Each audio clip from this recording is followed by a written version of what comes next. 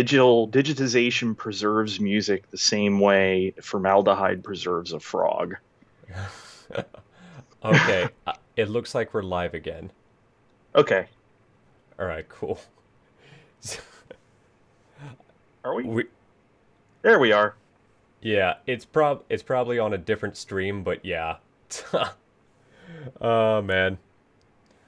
I Hey. I kind of want to go and just post this really quick, but I don't know live enough, well enough to Okay, if I can figure out how to get this link really fast so I can post it, then good. But okay, so where were we just before this? I was talking about wanting to show the example of phase cancellation to see what the MP3 leaves behind, but I can't do that because these were not properly aligned, and I'm Yeah, not going to fuck with that at this moment. but you can really see the with the MP3s on the bottom. You can Correct, see yeah. the roll off at the high frequencies. So you'll see that the brightness suddenly drops off at the top end of the spectrum Mm-hmm. between the wave and the MP3. Um, there's like a little shadow across the top of the band. And for anybody who really likes these waterfall things, Nine Inch Nails has an album that if you run their songs through this waterfall display, they hide URLs and pictures. Yep, that's Oh, I'm so It's the one happy. about the end of the world. I Yeah, can't that remember which one it was though. they did an entire ARG off that. It's I always forget the album name. Um I just remember the picture of like this big alien hand reaching yeah. down. Yeah. Um there's a there's a guy who actually no, people will probably love this example. Mick Gordon, the guy who did the soundtrack to the Doom 20 Doom 2016. Really great soundtrack. I fucking love him as a producer. Go and look at it through one of these spectrograms through the waterfall, and I think it's the song "Rip and Tear." Da da da dun Mm. da da da dun da da da dun. That you hear is Hmm. actually a pentagram that he ran. Oh. Yeah, I can actually show a method of how you do that really quick. This is something called a additive synthesizer, called Harmer by ImageLine. And let me see if I could find an image really quick that won't get me booted off YouTube. um, uh, this is not going to be a great one, but screw it. I'll throw this in here. It's a meme I made a little while ago. So here we have a picture of the great and powerful EA Coetting in Resident Evil 4.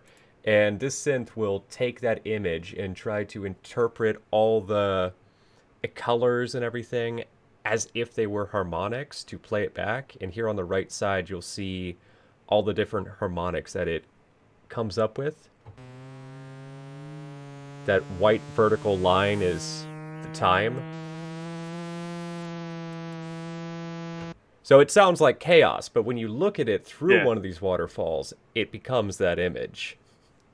Nice. So it's a nice little Easter egg, and also why you can never trust when you're listening to my music. There might be some sigils hidden in there.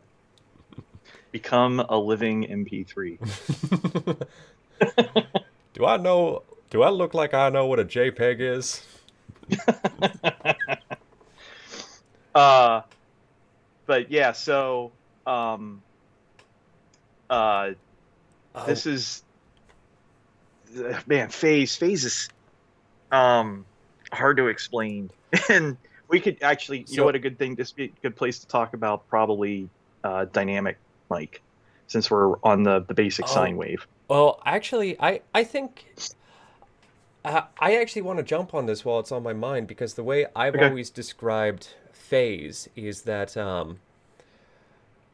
sound waves are not too dissimilar to ripples in a water when you think about it them from this way. So if you drop a rock in the water and you have the wave moving through it, it's going to have high points and it's going to have low points. Now, if you have a wave coming this way and a wave coming that way, and you have a high point and a low point, and this one is exactly as high as this one is low, and they meet, they're going to cancel each other out perfectly, which I can demonstrate right here. Let me change this back to a sine wave. Um, so what I'm telling this to do right now is take a sine wave and push it out, um, so that it's only the sine wave playing, just like this. Hmm. Now, if I flip this knob this way, that tells it to do a phase inversion. So it's this exact same thing. It's basically the same thing, except, whoops, I just fucked that up. Upside Um, down. yeah, it's, you know what I'm talking about here. It's Yep. a perfect The inversion. highs become lows, the lows become highs. Yes. So now if I take the exact same thing, different operator, but it's the same waveform, and I push one of them out inverted, but one of them out normally, Nothing. exactly. But watch as I tune this down. Hmm.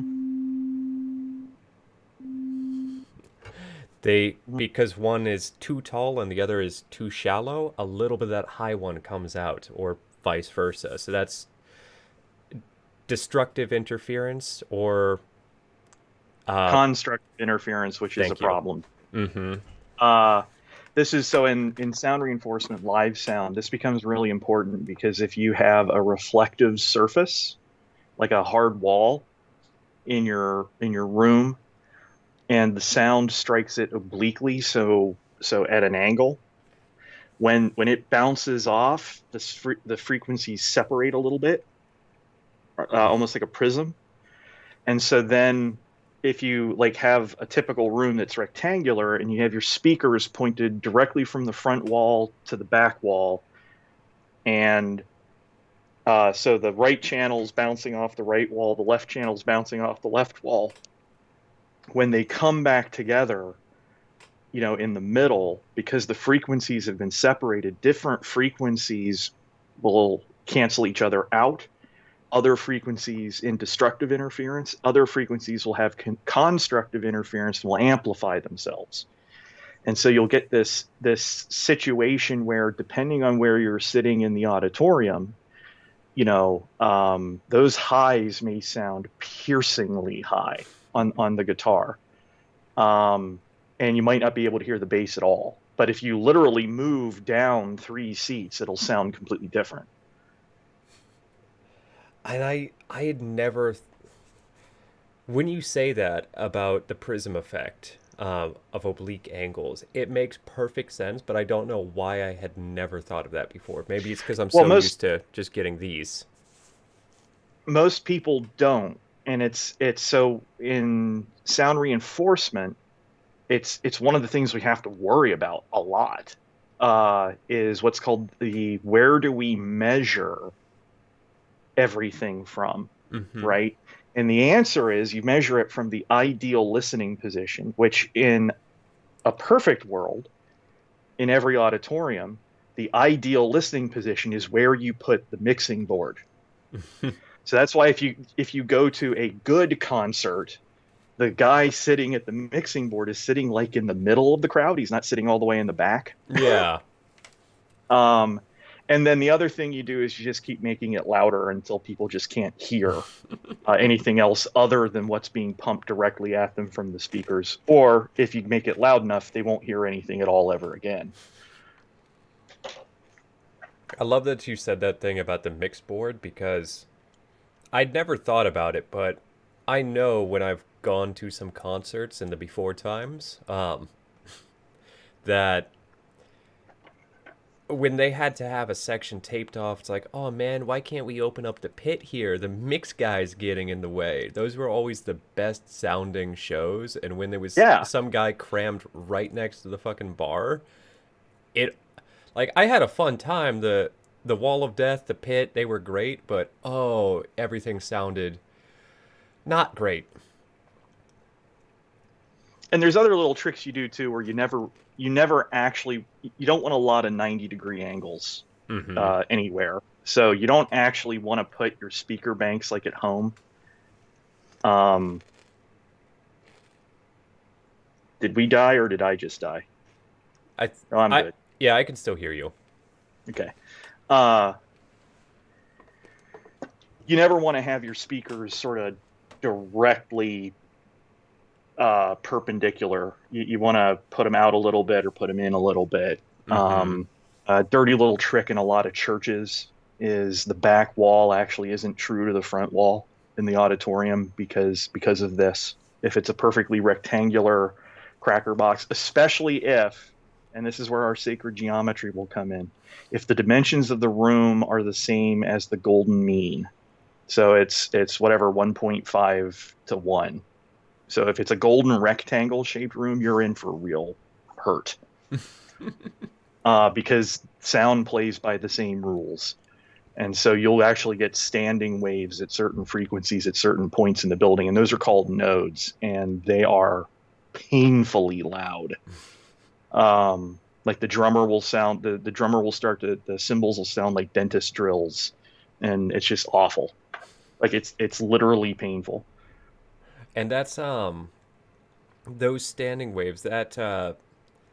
Is that's the same idea behind plate reverb. Yeah, so a reverb is the same thing as a delay, but shorter. And this is where the 150 millisecond rule comes in. So in audio, we talk about latency, and latency is the lead time between, for instance, on a synthesizer, when you push the key down and actually generate the MIDI event. How long is it between that and when the sound actually starts coming out of the speakers? Mm-hmm. Um, and as long as that's shorter than about 150 milliseconds, most people won't hear it. You even then, people with really good ears, I don't think will hear it. This is one of those things that tends to vary between people. Um, so a delay is like a really long reverb. So you hit it once and then you hear it again, whereas a reverb is more of it's a Mm-hmm. real short. And so if you listen to a lot of surf rock, because those guys love reverb, Oh yeah. uh, the way most of that's done, so the old Fender reverbs are basically just a cardboard tube with a slinky in them, right? And the one end of the slinky is hooked up to a speaker, and the other end is hooked up to a microphone. And so it just shimmies down the slinky to the other side. And so if you're playing your surf rock and you have one of those classic Fender reverbs headers, and you want to get that sound, what you do is you kick it because that's the sound of the slinky side of the tube. Oh my god. And they used to I use crazy stuff to do reverb. They actually used to use mercury in glass tubes. There was actually early oh computers that used those as RAM. They're called mercury delay lines. And that so is you're fucking you're absurd to be. and they're like 10 feet long. And so you literally have the speed of sound through mercury over 10 feet to set and read the bit. Because Yeah, as I soon as that hits the other side, that bit's gone. and reverb is something crazy to me because that's one thing I really love about you know from an artist perspective, music has, well, from all perspectives, really, music has changed a lot in the decades where you could have somebody like me just all alone in a bedroom produce an album. And admittedly, there are some things where realistically one person is going to have to skimp on, of possibly using samples or whatnot. Don't have space for a drum kit in here. It's different, but one person can do it and have all of the effects and everything. It used to be that to record reverb,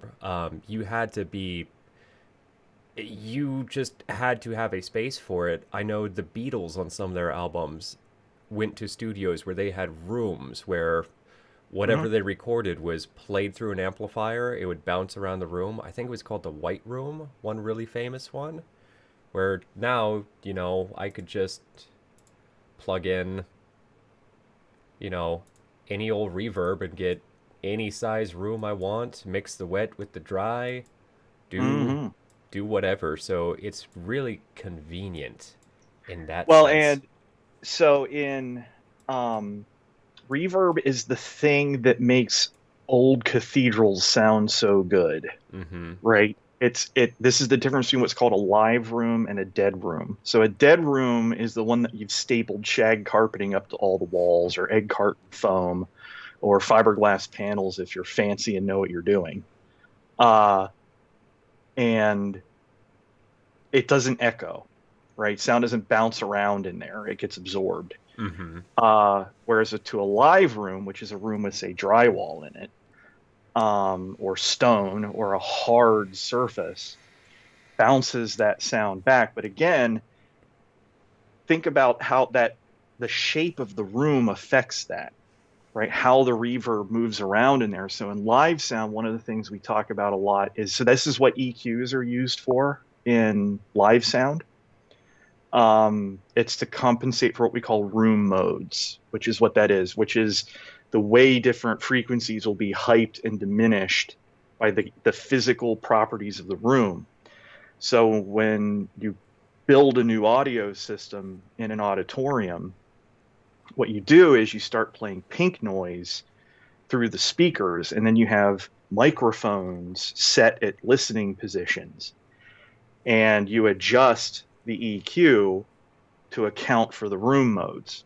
And ideally, what you have is you play your pink noise through the speaker, and then you have a device, a microphone plugged into a computer that's going to give you, the shape coming Mm-hmm. back of which frequencies are higher, which ones are lower, your frequency response curve. And you literally take that, flip it upside down, and set your sliders on your graphic EQ to the exact same shape. And then what you also get into with reverb, so in like 3D sound processing, they have what are called deconvolution filters. So that process of what reverb plugin is doing is convoluting the sound. That's called convolution. So deconvolution eliminates the reverb from the room, essentially. And so what you have is this really fancy software and a really good microphone, and you set it up in the room and you play your pink noise test signal through it, and it creates a custom reverb filter that then when you go into that room and record, it'll actually cancel out all the reverb in the box. Yeah, I actually have a tool for that in here, but I've been meaning Yeah. to learn it, but yeah, I It's really complicated. You really want to have, if you want to record, there's no sound treatment other than an anechoic chamber that is perfect in terms mm-hmm. of no reverb. If that's what you want, go out in the middle of a field on a windless day and record. Yeah. But it's gonna sound dead. It doesn't sound that good. You want a little reverb, but you want the right reverb. Good reverb sounds like a cathedral. Bad reverb sounds like you're singing inside a trash can. Yeah, because the way I always when I teach people specifically production in, an electronic sense like this, and they ask, well, what's the difference between delay and reverb, is the way I always describe it to people is delay is as if you copy pasted the sound over and over again, but each time it got quieter, where you're hearing a perfect echo, what you think of when you think echo. What reverb is the space in which you are listening to it. It's Hmm. all that sound bouncing off the walls and creating a wash. It's not just a copy paste, it's that whole thing coming back to you and then going back out and coming back at you again. Where we don't listen to things in an anechoic chamber. Yeah, We correct. we listen to sounds in an environment. So to suddenly hear something where there is no environment present, it's an uncanny valley for the ears. You always want to have some sense of space in there. So, and I don't know if anybody's seen it, but there is a rather famous Mythbusters episode that actually broke new ground in acoustic science, Really? and generated a white paper in the Journal of the Acoustical Engineering Society, which is why a duck's quack does not echo. I heard about this. I don't So know a anything duck's about it, but the answer is a duck's quack does echo, but an echo is a series of logarithmically decaying impulses. So imagine hitting a snare drum in a warehouse, right? Mm-hmm. You hit it and it's at a certain volume level. And then that sound pressure goes out, bounces off the walls, and comes back, and you hear it, and you hear it 6 dB lower. And then it does it again, and you hear it 6 dB lower, and 6 dB lower, and six. So that's a logarithmic decaying set of impulses. A duck's quack is itself a logarithmic decaying set of impulses. And so the answer is duck's quack does echo, but a duck's quack already sounds like an echo. So the echo blends in perfectly with its quack. And the only way you could isolate it was basically they had to take the duck into a warehouse big enough that its quack would end before the echo came back. And that episode is great because it features my favorite radio exchange between Jamie and Adam, which is Jamie says go or Adam says go, and Jamie in his way says, I am now going to induce the duck to quack. And Adam just loses it because he's just over there shaking this duck. And Adam just starts laughing. He looks like that duck owes him money. those two are treasures, I swear. That was the one where they got the guy from is it JBL? I think it was JBL Audio. Came out and did that. He did a couple of episodes with them that are all good. He also did the one on the Brown Note where they had Okay, I remember that. really large, like amphitheater size bass speakers in a ring around Adam while he's standing there with headphones on, and they're pumping the Brown Note directly at his bowels to see if he'll poop himself. Which for every concert goer out there, luckily that was busted. That's not a thing. Yeah. Otherwise, every bass player in the world would be in real trouble. Right. I do really like, speaking of physiological effects of the body and sound, I do really love the idea of infrasound and how in theaters they actually use that for horror movies to induce fear in you without you realizing it. Yes, because you cannot hear below 20 hertz, but you can feel below Mm-hmm. 20 hertz. That's why in professional psychoacoustic circles, they don't talk about sound that way. They talk about how sound is perceived, not how it's heard, how it's felt in the body. And that's where you get really weird things like we were talking about before, which I'm not going to try to explain now. So like head transfer functions and how your body, with only these two ears, how your body orients sounds in 3 dimensions, including up and down. But I will mention the fact that part of the up and down, the vertical axis, is actually the really hard one to simulate in a theater environment. And one of the things you can't account for is the fact that so part of that information is based on the sound bouncing off your chest and back up to your head. And this is why men are more accurately able to place sound in the y-axis than women are, because we don't have boobs to absorb the sound. I am going to cut at this, or not cut, but I'm going to copy and paste this timestamp of the video to send to some of my trans friends. Like, hey, you know how you can't hear anything quite properly anymore? This is why. You go. Also, CJ Anger, I just noticed this comment. Music is stored in the butt. We appreciate you. That's where all my brown notes is.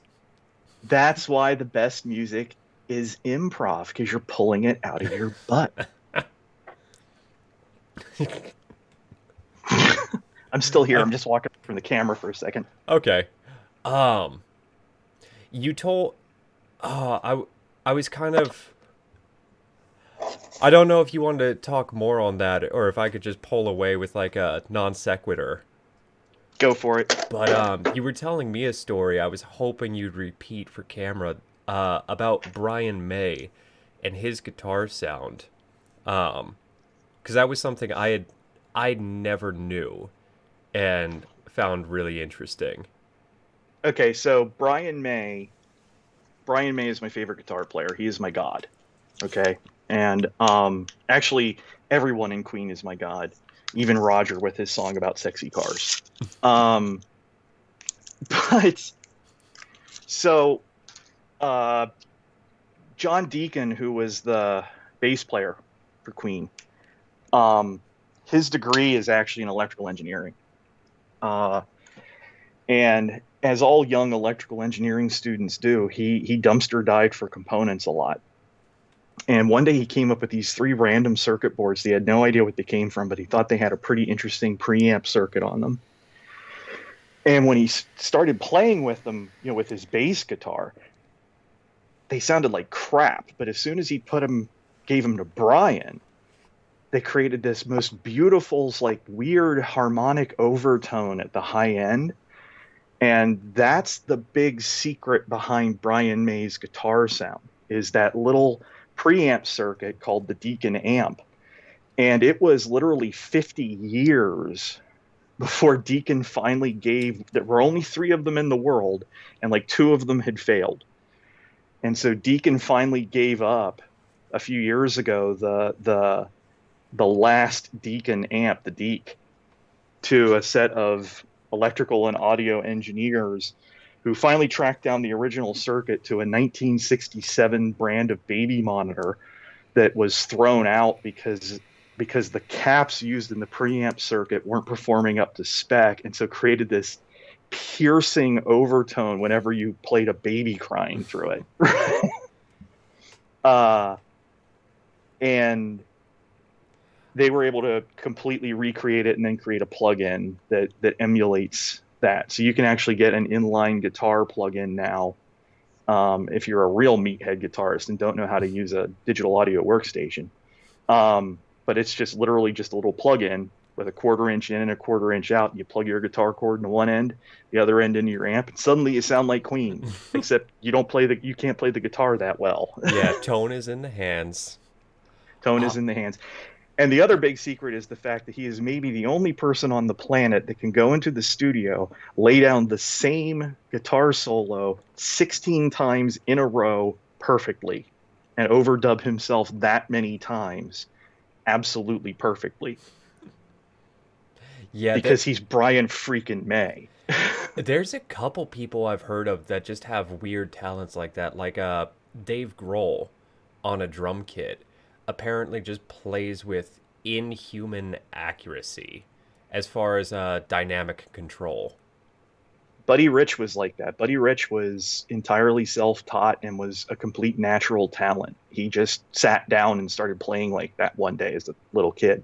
Buddy Rich is the reason I quit playing drums, because I was, I was in my teens and I was starting to get, I thought, pretty good. And then a buddy of mine was like, "Oh, hey, listen to this." And he played for me the drum battle. So Gene Krupa and Buddy Rich back in the 50s with all the cocaine. And I literally just went home and threw my sticks in the trash because I'm like, screw it. I'm never going to be that guy.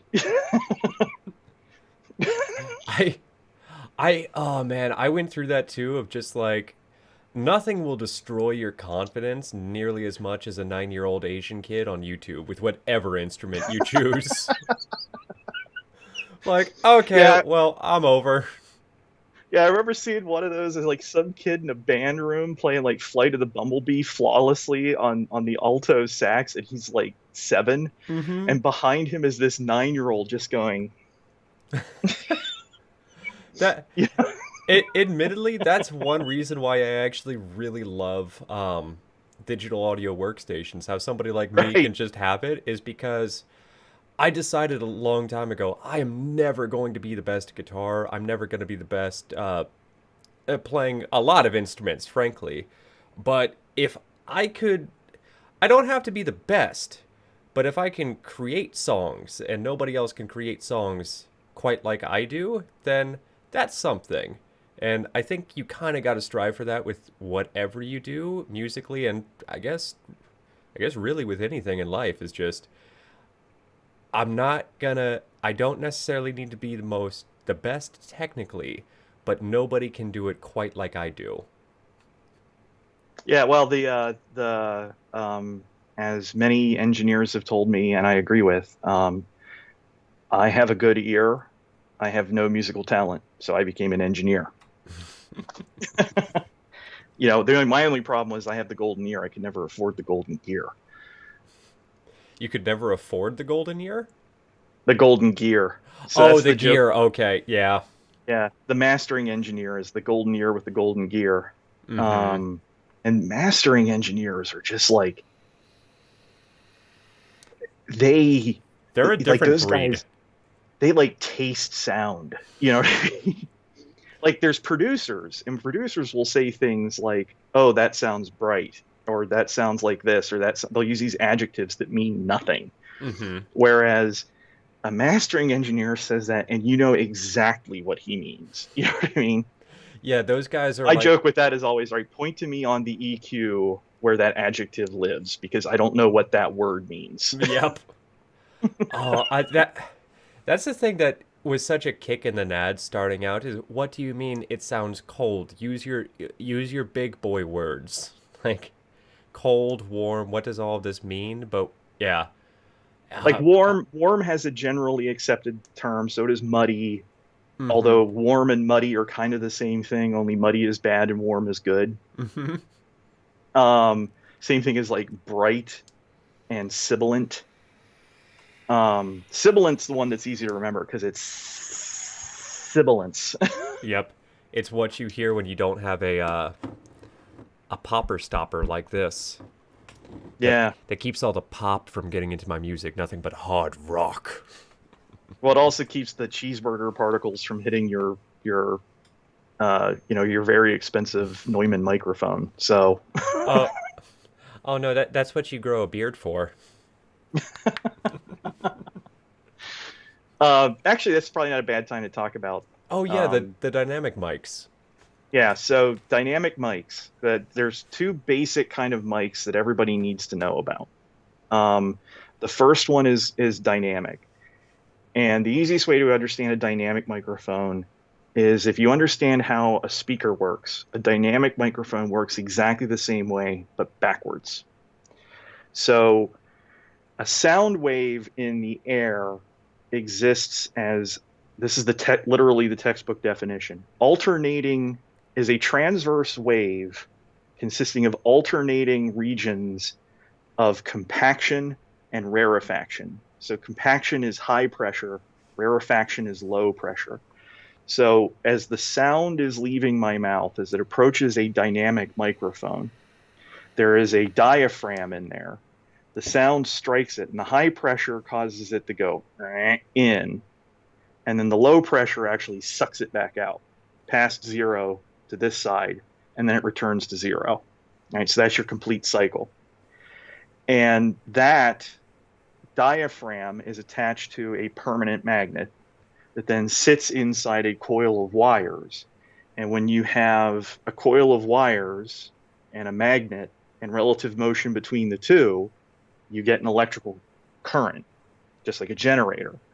So as I'm speaking and that strikes the microphone and it's doing this, that creates a waveform at very, very tiny voltages on the wire. And that's called a mic level signal, which is typically measured in the microvolts. It's very, very small.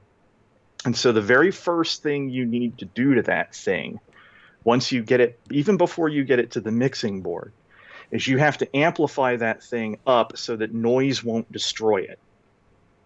And that piece of gear is called a preamp, a preamplifier. So that takes your mic level input and brings it up to a line level input that can compete with the guitars and everything else.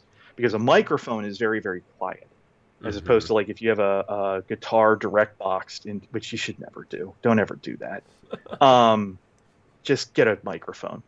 The other one, now, dynamic mics are So advantageous. somebody hold me back. Somebody hold me back. Dynamic mics are advantageous for singers, especially because they're durable. They can respond to very loud sounds, like when your singer like really gets the thing in his face. And by the way, if you're ever using a dynamic mic, so dynamic mics usually look like basically the Shure Oh, SM58 or some variation thereof. oh, So it's a you're about to big do the long Glenn tube. Fricker, aren't you? Yeah, the big long tube with the silvery globe on top. Keep your goddamn hands off that thing at the top. You're Sit. canceling all the noise cancellation when you do that. When you choke up on the thing, Sit. hold it down by the thing. And definitely don't do Sit. what Lux Interior used to do, which is just stick the whole thing in your mouth. Yeah, yeah. Sing into it like this, and not like this. Just fucks up all your tone. Yeah, don't hold it like this, not like this. Hmm. You need to be able to see more than the top half of it sticking out. Yeah, it's not a Although dick. Ease up on it. yeah, the globe at the top of it is more about the pattern, the noise rejection pattern, which we'll talk about next, I guess. But the other type of mic is what's called a condenser mic, and a condenser mic works on capacitance. So a basic capacitor is two um, metal plates with an air gap in between them. And as those, that creates an electrical property called capacitance. Um, and as you vary the distance between the plates, uh, you vary the capacitance. So the advantage that this has is that that permanent magnet that's hanging off the back of the diaphragm on a dynamic mic, even though it's much smaller than the one in your speaker, if you've ever taken a speaker apart and you grab that magnet from the back of the cone, what's one of the first things you notice? It's Oh, it's freaking heavy, heavy. right? So dynamic mics don't have great sensitivity. They don't pick up a lot of quiet stuff. That's another reason why they're good for vocalists.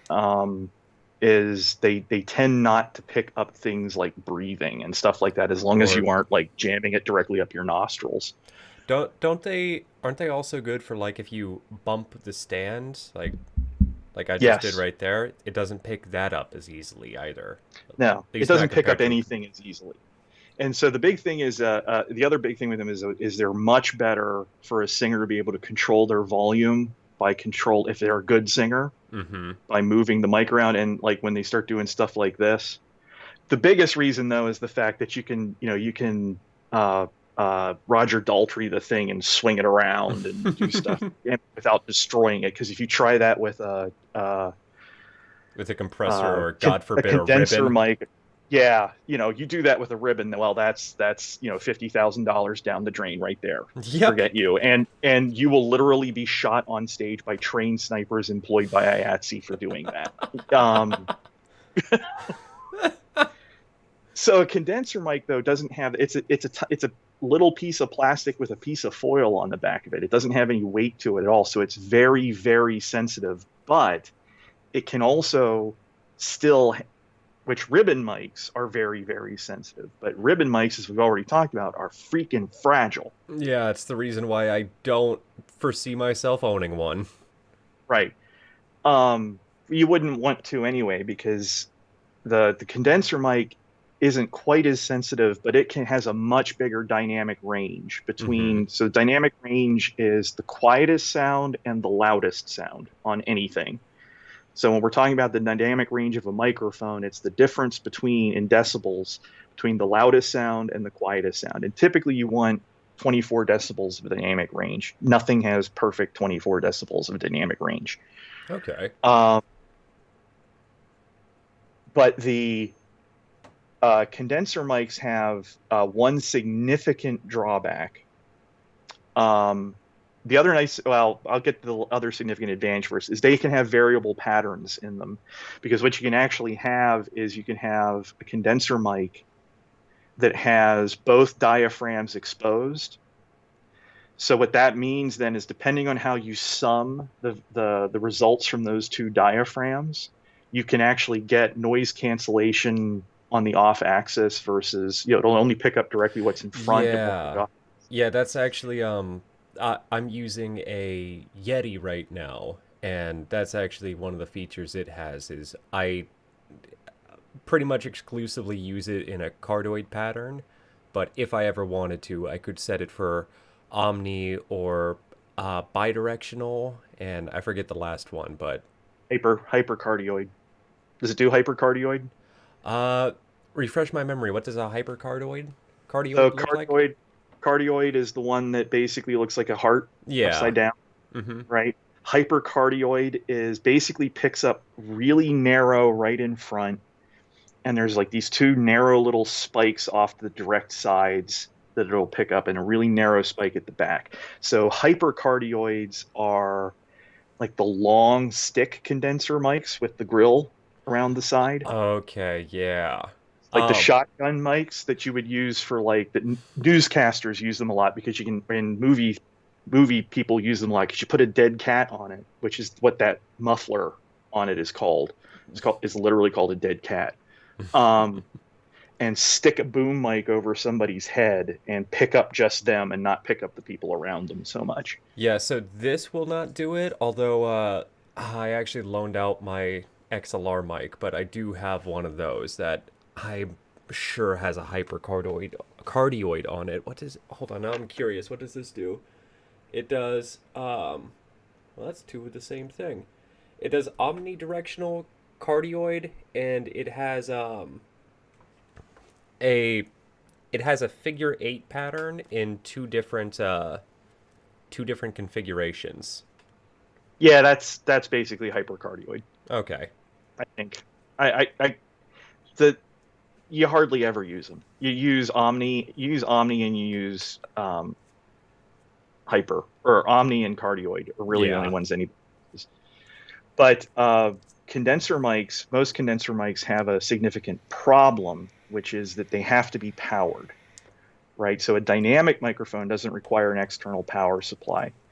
A a cardioid mic does, which is why mixing boards, especially the ones used in churches, have what's called phantom power, which is Mm-hmm. a 48-volt connection that actually uses the mic cable to power it. This is people forgetting to turn that off, is also why pastors tend to get electrocuted by microphones in baptismals Fuck. when they're standing in baptismals, which is basically a big bathtub. Mm-hmm. And somebody hands them a corded mic that they left a corded mic that isn't properly grounded, and they left phantom power on, and that guy catches 48 volts and he is no more. You can get what are called permanently charged um, condenser mics, and those are called electret condensers, and those are teeny tiny. So those are lavalier mics, so the little clip-ons. Okay, yeah. Those are called electret condensers. They don't always sound as good, but for the human voice, for newscasters and game show hosts, so like Bob Barker's microphone back in the Yeah. day, that was a lavalier mic on a little thin stick.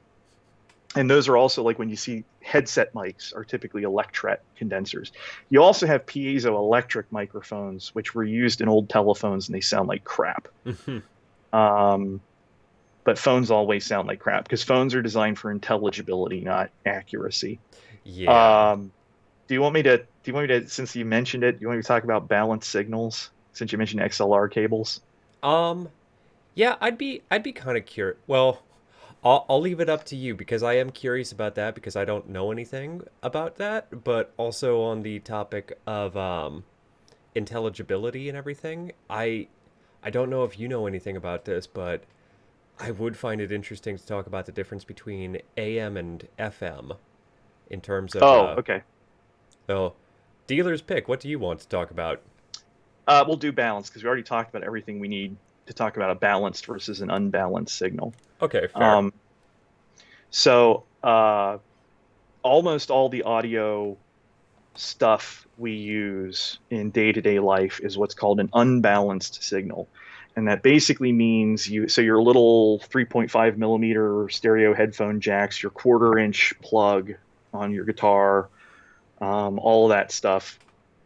If it's an analog signal cable, it's probably an unbalanced signal. And what that means is you basically have one wire in there that's hot and one that's a neutral. Mm-hmm. And so the signal's on one of them and the other one basically has nothing on it, right? The problem with that is that we are constantly surrounded by radio signals in the audible range, right? The Mm-hmm. biggest one being the 60 hertz hum that permeates everywhere, being radiated out by the electrical wiring in your house. That's why it's always so strangely quiet. Right. Like quieter than quiet when your power goes off. And it's also why if you leave one end of the cable plugged into like your powered speakers, if you Mm-hmm. have powered PC speakers and you have a laptop like I do, if you unplug it and leave the speakers on and like you bridge the tip and the ring on your Oh as yeah. you're setting it down, you'll get that 60 hertz hum. It's Mm-hmm. also why if you're a guitar player and your house amp and or guitar isn't wired up correctly, you'll get a 60 hertz hum, that ground hum, which I'll mention ground loop real quickly. There's no way for me to explain how to fix it in detail, really simply. Um, that hum is caused by what's called a ground loop, which means that there are multiple paths to ground between you, and we're talking about you, the guitar, the amplifier, the speak, all the gear. All of it has to share a common path to ground that is not through you, right? So that if anything bad happens, the electricity has somewhere to go other than through you. If you have multiple paths to ground, you're going to get a 60 hertz hum. And Okay. the reason you're going to get a 60 hertz hum is because those are all unbalanced signals. And so when that radio wave comes by, right, the wire acts like an antenna and it picks it up and it sums that 60 hertz AC sine wave on top of what's already passing across the wire, which then when that hits the speaker becomes a 60 hertz hum. Um, there's two ways to defeat that. Um, the the easiest way, sort of,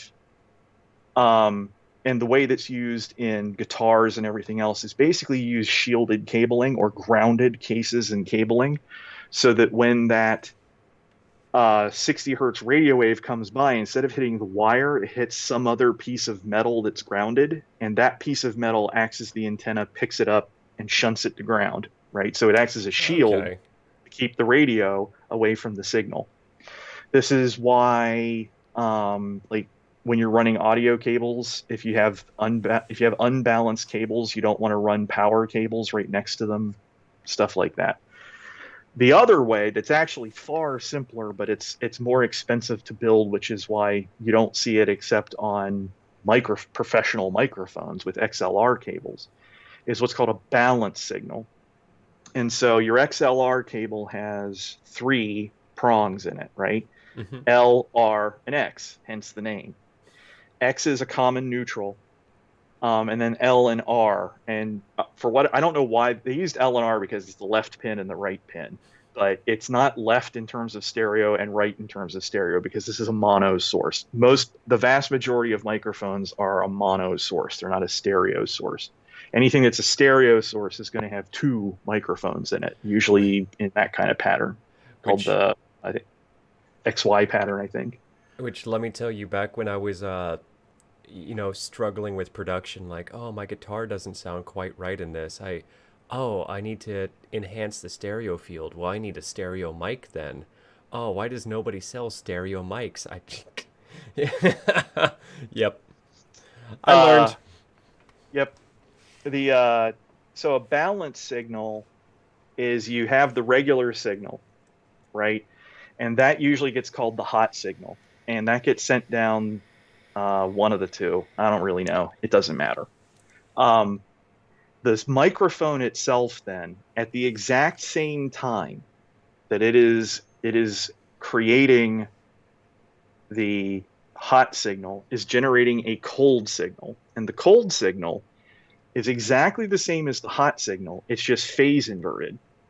right? So it's exactly the same waveform. It's just upside down, Okay. right? That gets sent down the other wire. So then when the evil radio wave comes through and it hits those, right?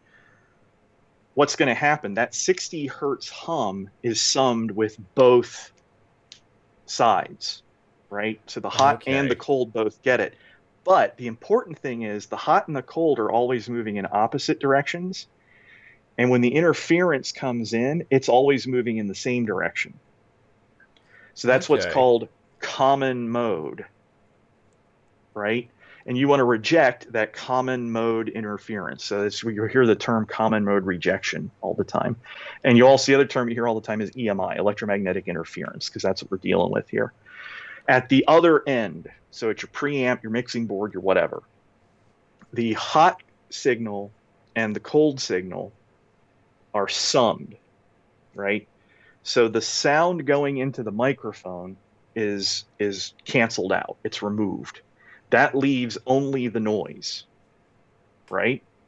Then that signal of just the noise is phase inverted and then summed back to the hot signal or the cold signal. It doesn't really matter, right? Mm-hmm. Leaving just the signal, the actual sound. And the advantage here is that doesn't require any CPUs, that doesn't require any processing. That can be done entirely in passive components, Mm-hmm. right? So there's no delay. It's very accurate. And when you're talking about a good microphone and a great microphone, what you're really paying for is the quality of the components used in those circuits. And what you're really paying for is not the capacitors on that microphone. You are paying for the maybe 900 other capacitors they had to throw out to find that one that actually performs up to spec. And this is also why you can buy one Rode NT5 for a certain dollar value. But if you want to buy a matched pair of Rode NT5s, that is going to cost you a lot more than just buying two Rode NT5s. Because when they say you buy a matched pair of microphones, what that means is that every single component on both of those microphones has been metered, and then the entire build has been checked against, frequency response curves and all the diagnostics they do on microphones to ensure that they both respond exactly the same way. This is also why when you buy one Rode NT5, it comes in your fairly standard electronics box. You buy a matched pair of Rode NT5s, they come to you, I shit you not, we have a pair in a velvet-lined wooden box. Like, and they are literally painted gold. Well, And I got to use them once, and oh my God, they sound fantastic. yeah, that was something that blew me away that I never considered is that each individual component, just because you wire it up exactly the same, isn't going to sound like it's going to have variations even within that. That's Like, the other thing you're paying for between a crappy mic, a cheap mic, and an expensive mic. Is so like your Shure SM58 knockoff. mm-hmm. You buy two of them off the shelf and test them, and they're going to be wildly different. You buy two genuine Shure SM58s off the shelf and test them, they'll probably be closer. Although nowadays that's not quite true, because usually the real difference is that both of those came out of exactly the same factory. It's just this one has Shure stamped on the side, and this one fell off the back of the truck in China, and somebody sold it on the sly. But this is why, so like the professional engineers I know, recording engineers, they all have their collection of very expensive vintage mics that then they have personally gone through, tested all of the components, and replaced most of them, and make sure that they perform up to spec. Because I used to work at Radio Shack, and I can tell you right now, if you go down there and you want to buy a resistor, even if it has a gold stripe on it that says 10 kiloohms, and you want one that is actually at 10 kiloohms as opposed to 9,500 or 9,000 ohms, Be prepared to buy at least 10 of them to find one that's close because they're cheap. They're just little, they're carbon film that's wound up and stuffed inside a tube. They're not, they're mass produced. Um, the last thing I'll say about condenser mics are what you want to use to record. This is for all your home guitar players. That's what you want to use to record yourself. And when you mic yourself, your little amp, Hmm. you don't want to put it directly in front of the cone, the center of the cone. So if this is the face of our cone, you don't Hmm. want to put it here. You usually want to put it up here. So pick a quadrant, doesn't really matter which. And then like the 45-degree angle Yeah, up that's what through I. that quadrant, about halfway up through the quadrant, and then move it around a little bit and vary it until you find the sweet spot. So like the one I know is the Vox AC30. Like the sweet spot on that, like you sit me down in front of it, I can find that thing in like 30 seconds. I know where it is. But everyone's a little bit different. And once you figure it out, you know, measure it. Like get out tape measure, measure it in all three dimensions. Like, okay, there we go. That That's is your the sweet spot. that is the thing. I don't really have the capabilities to do it in, where I'm living right now, but I love physically recording for that because it really is an art form.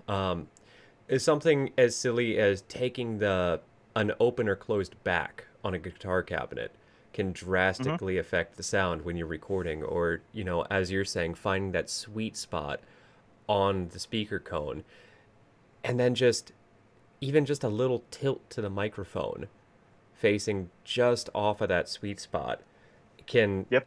totally affect things. It is a Because dark art. you're talking about the speed of sound is like what, 740 miles an hour or something like that. I'll go with Some, that. Yeah, yeah, I wouldn't sure. know. Um, Speed of sound's insane. So you're talking about, you know, that much of a distance can make a difference because the wavelengths are very short here. So um yeah, finding that sweet spot's difficult to do. And honestly, it comes down to like sometimes you find the sweet spot for a room and you literally never move that mic. It just stays there. Like bolt it to the floor. The stand stays here. Do not move this stand. And you get and the biggest thing is if the most important thing, the two most important things I would say to anyone who wants to start recording, or doing sound reinforcement or just playing with this, is first sit down in a room with the instrument and just listen to it, right? And get that sound in your head of not what it sounds like so much as how it sounds. So the high end, the low end, the mid range, the sound of the picks on the strings, even the stuff you might not want, like fret buzz and finger wipe, you know, and stuff like that. Really, really get that picture in your head of the quality of that sound, or the textures of it, of how it sounds, and then keep that in your mind for when you're sitting at the board, because before you apply any other processing to it, right? That's what you want to hear first. You want to Hmm. hear that sound. Then you can monkey with it as much as you want, right? But start with accuracy and then add the flavor on top of it. And the other thing is to remember that that psychoacoustic picture you have, that is the important thing.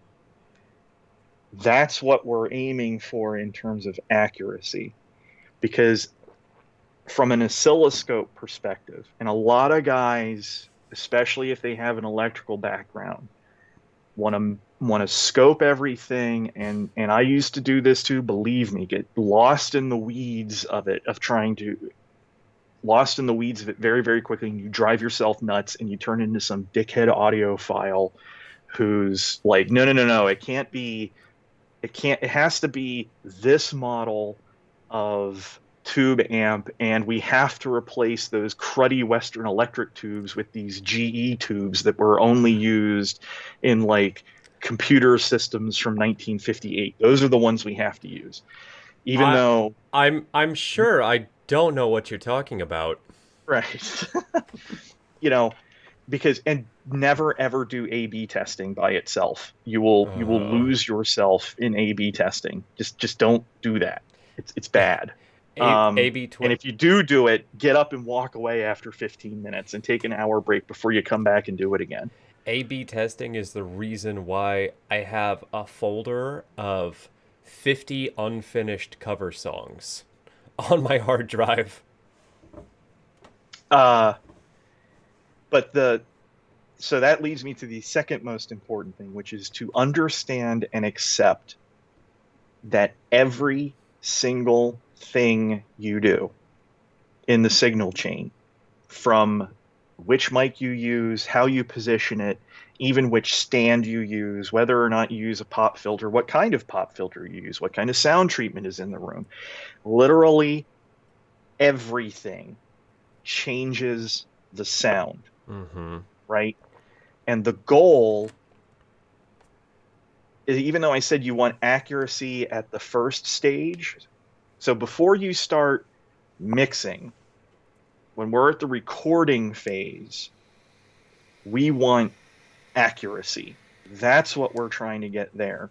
The mixing phase is where we want sounds good, right? So that's when you get your sound good dial and you turn it up to maximum. And that's where, and so, but even then, even in the recording phase, like we don't record heavy metal with guitars not hooked up to preamps, right? Yeah. We record heavy, we have the amplifier stack there and we set everything up and then we find the sweet spot. But the point is, by accuracy, is that the sound you want to capture on the tape, even though we're not using tape anymore, Mm-hmm.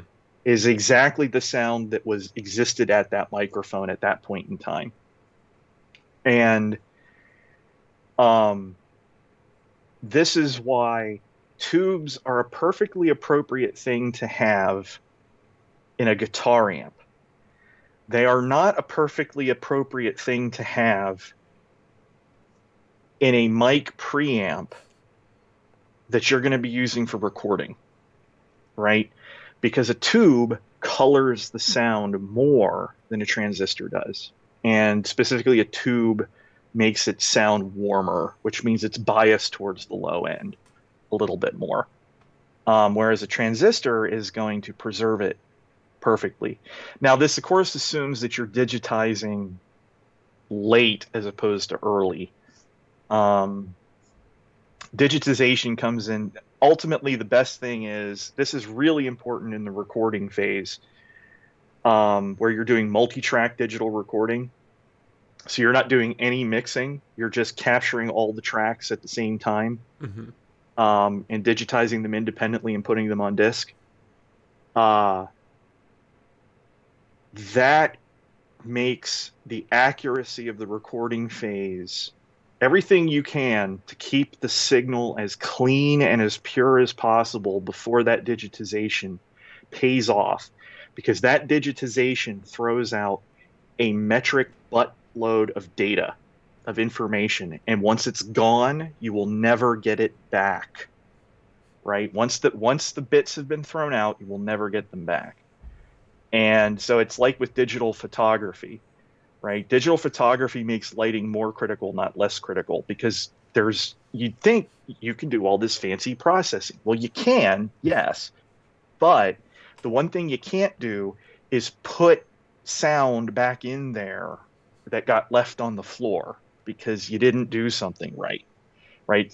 If you set the analog level compressor on the kick drum to slapping wet cardboard, right? You're never going to make that sound good. Now, Yeah. so Even if you want it to sound like that, once it hits the album, do it in post. Don't do it when you're recording. Accurate recording, clean recording, except no substitutes. If you have to murder a guitar player, murder him. And If you have to throw dickhead producers out of the studio, do it. so I'm looping back around to this because this is really where I get into it, and we I think we definitely come from different angles because I am very much a cowboy with a lot of this and just fucking yeehaw in this box. But with the specifically with the direct input of guitar recording, um, what is your opinion on reamping that? Because I know there is an argument for recording direct input, completely clean signal from the guitar, so that you can then re-output into physical gear to test out different components and get exactly the sound. You have the exact same recording that you can use from different pieces of gear at any time. It depends on what you're recording, and what your goal is. Um, I wouldn't reamp, right? But what I would do is, and have done, is direct box a guitar into a computer and then use plugins, because plugins, yeah, I know, and I can sit here and explain to you all the physics why that Marshall plugin is never going to sound exactly like the Marshall amp, Oh yeah, but absolutely. it's going to sound close enough. Um, and so that's a good place to sit there and play with Especially different. when buried in the mix, it's gonna be close enough. Right. And bear in mind too, I freaking love punk music, and all the really great punk albums are recorded on like in basements on really cruddy Tascam 4 track tape. Mm-hmm. So, and I grew up listening to music on cassette tape, which sounds awful. So everything, again, the goal is sounds good, not sounds accurate. But at the same time, I've heard recordings of the Amsterdam Guitar Trio that were recorded with literally one mic, Mm-hmm. and it's the most beautiful thing you've ever heard. There's a time and a place for that. Um, it's having a clear. This is where production comes in. It's having a clear creative vision of what you want at the end. Where I'm speaking more from the engineer perspective, which is fuck you, Mr. Producer. I'm going to get it right. I'm going to get it accurate, and then you and the mixer can figure. If I'm the mixing engineer, okay, let's talk about dirtying up this sound in a pleasant way. But yeah, there's a perfectly appropriate time to say fuck you and just start screaming into like a Radio Shack cassette tape recorder. Yeah, I actually, yeah, to put that That's how in. we all started. Yeah. Oh, yeah, that's a little too accurate. Yeah, actually, to put that in my terms, because I do cabinetry, I cannot tell you the number of times where a customer has ordered something, and I was looking at it like they're fucking dumb. This is not going to work. They should not have ordered this, but this is what they ordered, and the contract says I must deliver this. So when they come back to me needing a recut, it's on them. It's not on. This is what. So your job as an engineer is to deliver accurate, and then they can do all the monkey business they want. The recording phase is the part where you're making the back of the cabinet look as good as the front. Nobody's ever going to see it. Nobody's Mm-hmm. ever going to care. You're going to care. And you're really going to care when somebody says like, "Oh, again, the big thing is that wet slap bass drum, kick drum that's never going to sound good again." Mm-hmm. Um, you can always make something that sounds clean and pure sound dirty again, but you can't clean up dirty. Once you've blown away the information in that waveform, you're never going to get it back. That's Yeah. also an important thing where you don't ever you don't ever bounce to, I don't care how good your data compressor is. You don't ever bounce using lossless compression. When you're working through mixing and mastering, you bounce it to FLAC or you bounce it to something completely lossless, and then you compress that. You don't ever work from a compressed source. Uh, Data compressed, not level compressed. That this is the big complaint I have with now that we're in the digital era, Mm-hmm. is we talk about compressors, but most people don't specify the difference between data compression and level compression. Data compression is what MP3s is doing to make the file smaller. Yeah, Level compression is compressing that dynamic range that we talked about. So yeah, it's taking the valleys and bringing them up to be closer to the peaks, and it's bringing the peaks to bring them down to make them closer to the valleys. yeah. It actually, I've actually been looking for an opportunity to throw this up because that is something I have. I have a vague sense of data compression, how that takes effect, and I have a limiter right here which can act as a Mm-hmm. pretty pretty decent example of a compressor. Let me just, what track did I put that on? 5.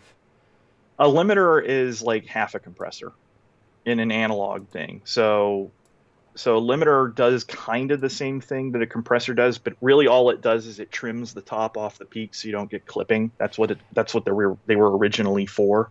Yeah, If you actually, if you have a really hot signal and a really sensitive preamp that's going to clip on you, you put a limiter on it, or you can put it between if you have a preamp that runs a little bit hot and a power amp that's maybe not up to spec. You can, you know, bring down the signal a little bit. here we go. Okay, so yeah, actually, now that you mention, I do want to put in the ratio and everything, which the limiter does not have. So Right. I have a signal running to this, but I've removed the output, so we won't hear it, but there is a signal going to this.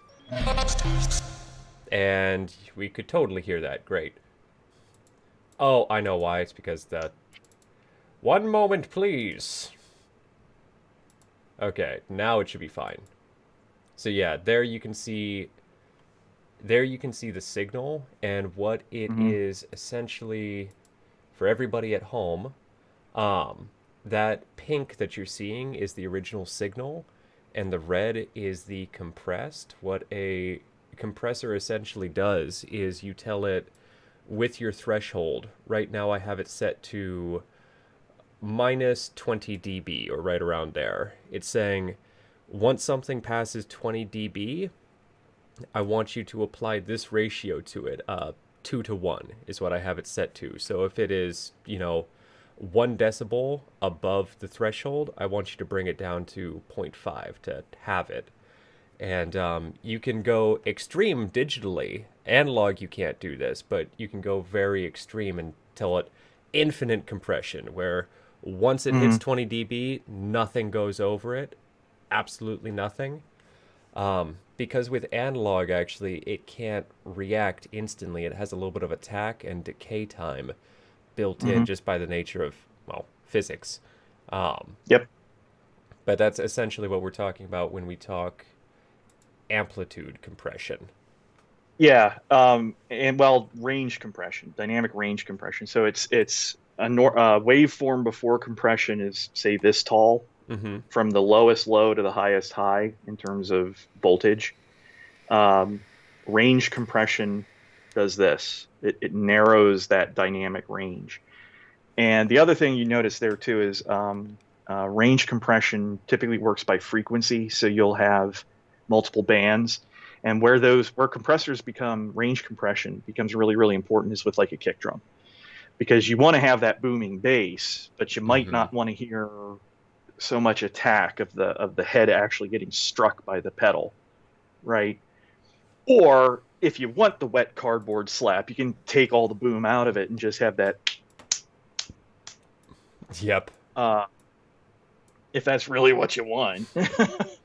Yeah, and that's But and with guitar, so in like heavy metal where you're just cranking it out, you may not need it as much. But if you've got, say, it's really important in live. So if you've got a band who you've got a guitarist with all the effects pedals, and you're playing a song like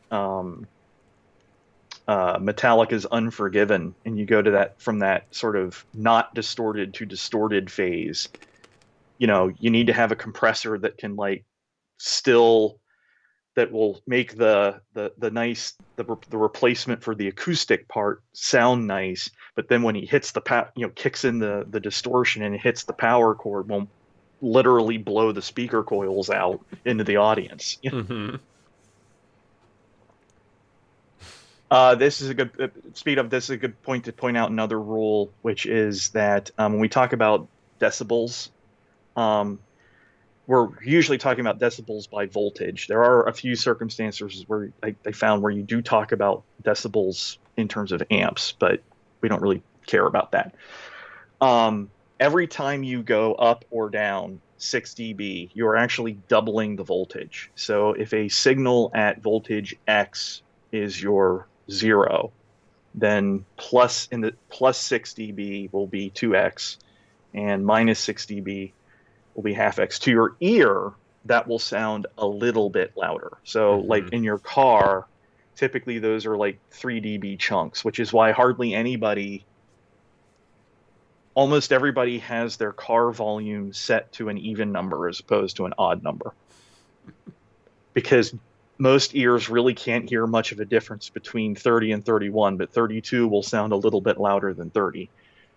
Mm-hmm. And comes really important when you're playing a gig and you spend $25,000 on your power amp stack to fill up this arena. And then some dickhead producer comes along and says, "Could you make it a little bit louder? How much would that cost me?" The answer is $25,000, because, Yankee Stadium at a certain sound pressure level at, 70 dB in the cheap seats above background noise, to get to 76 dB requires twice as many amps, Mm-hmm. because That's that's twice as much voltage, twice as much current, and you're going to get a big electrical bill. the way I like to explain it to people too is, imagine singing and just holding a note, just ah. So imagine at just a talking volume holding that note. You can hold it for a good long while because you're steadily using air out of your lungs, but if I tell you hold that same note, but now make it twice as loud, you're going to you're going to run out of air even more than twice as fast because it Yep. takes so much more air, so much more Ears energy. ears are not linear. They are logarithmic. Mm-hmm. And that is both in the domains of sound pressure level and frequency, which is why white noise is every frequency in the spectrum present at the same volume level, right? Mm-hmm. Your ears hear higher frequencies better than lower frequencies. So, well, it's not quite true, but whatever. Uh, it has more to do with the fact that the bandwidth of any given note between two notes, the interval between two notes, is wider at the lower end than it is at the higher end. Mm-hmm. So at the low end, you have to change the frequency more before you hear a difference. Um, Which is why whenever we're so looking at, the waterfall displays and everything, it's arranged in an octave view and not in a hertz view, is because the low end takes up so much more data compared to the high end right, because of that range. that's why we invented pink noise, which pink noise, as the name would imply, is redshifted, so it's warmer. Um, Shifted more towards the lower end. That is equal energy across all octaves. And so to your ear, that actually sounds more like white noise should sound like. Which is why we actually use both when we're testing. So it depends on the spectrum analyzer you're using. The really accurate ones, you typically want to sample with pink noise or with white noise to get it dialed in, and then to make it look right on the meter, and then you switch over to pink noise and use your ears to get it sound. Pink noise is for sounds good. White noise is for sounds accurate. I just This whole time I've been looking at FL Studio and all this. No pressure, but Eric Coetting and DH are in the chat, listening to us nerd out. Yeah, fuck it. This is our domain now, baby. I saw it. You're in our world now. The In a world of hurt. the strange world of audio. That's the real black magic. Mm-hmm. The true shit. So, I uh,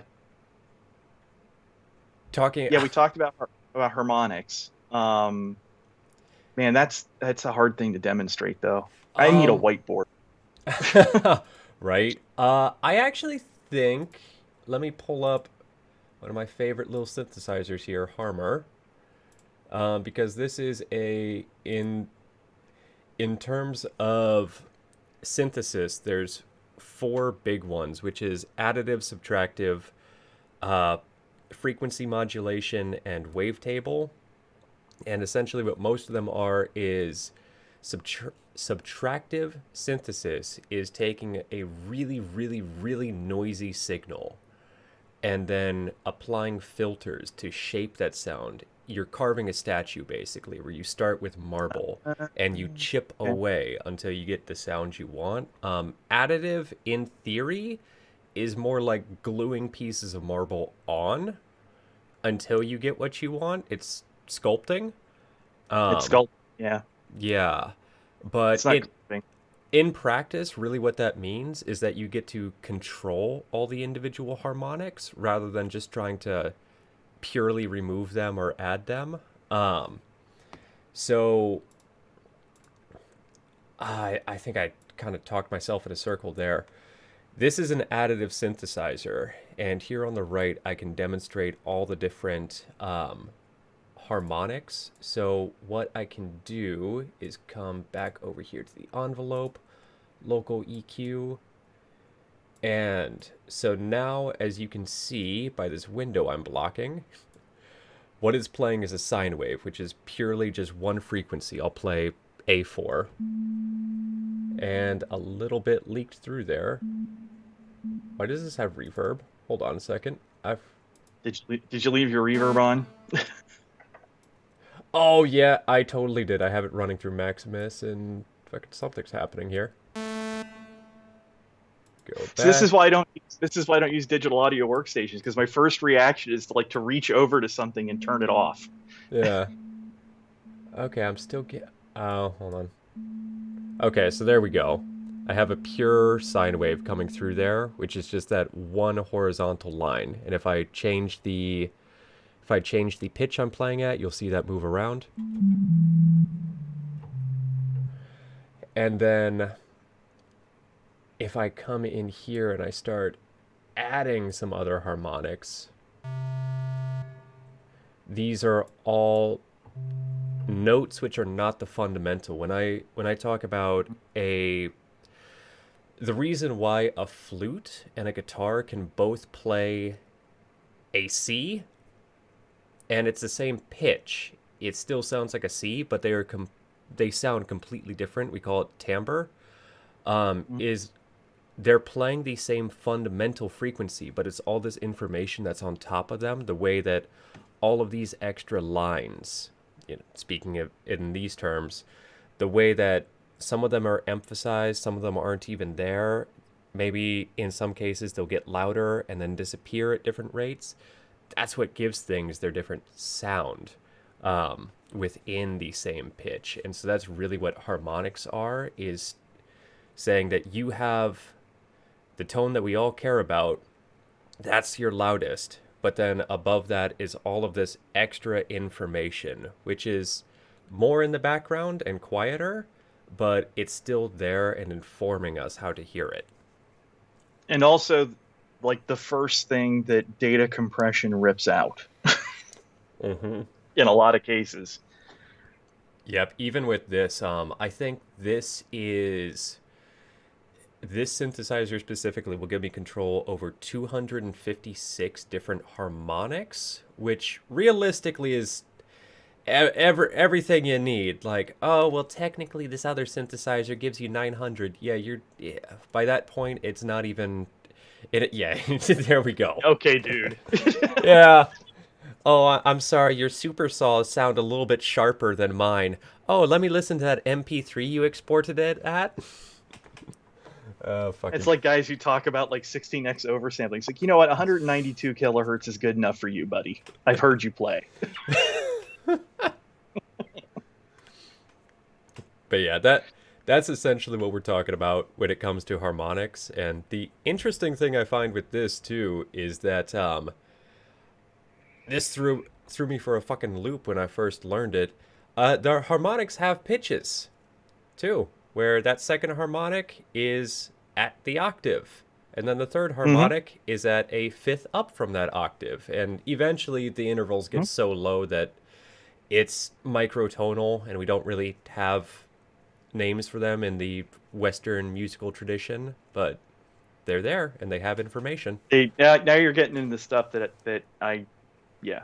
Like if we start talking Mixolydian versus whatever, I'm just what? I used to I play the drums, man. I can pull enough out of my ass, but this is really what I know. I know enough music theory to get me by. And same thing as my second instrument was the organ. So of course we don't. It's like Mixolydian. What the hell is that? I got 8 keys here. Eddie, Okay. Eddie, you're a dude. Our every dude's first instrument was the organ. Yes. And Uh, welcome to the weird part of the stream. yeah. Music is stored in the butt. Oh fuck. Do you want to demonstrate the difference between a sine wave, square wave, and like sawtooth? Yeah, I can do that pretty easily. Let me get rid of this local EQ information. Come on. Yeah, so a sine wave, as I demonstrated, is just purely one frequency, no additional information. And actually, yeah, that was the best one to use for that. So, a... Nah, I am going to use citrus, never mind. I'm so indecisive. So a So, sine wave represents on the wire. What's happening here is the voltage goes up and then back down and then back up. And all of them are going to do it. But a sine wave does it in a perfect curve. So the rate of change is also a sine wave. Whereas in a square wave, a perfect square wave, which doesn't actually exist, the voltage jumps from minimum to maximum, from zero to max to min mm-hmm. to zero. It's trying to tell There's you. no transition. It's tr- Whereas it's all peak, it's all valley. There's the up and down is perfectly vertical. Whereas in a sawtooth or a triangular wave, essentially what you have is only increase or decrease. You have no constant level. Those and sounds cannot actually, in fact, exist in nature. They're just different sine waves. yeah, because in nature you can't just go from 0 to 100 instantly. They're so in the real world they tend to be rounded off. And so like the interesting thing is if you take a sine wave and you add all of its harmonics at the same sound pressure level, you get a square wave. Okay. I have it pulled up here now. So a sine wave is just what we've been playing. Play it at A. I'll play all of these at. That's okay. I had reverb on my master channel. That's what was fucking me. So that's a sine wave.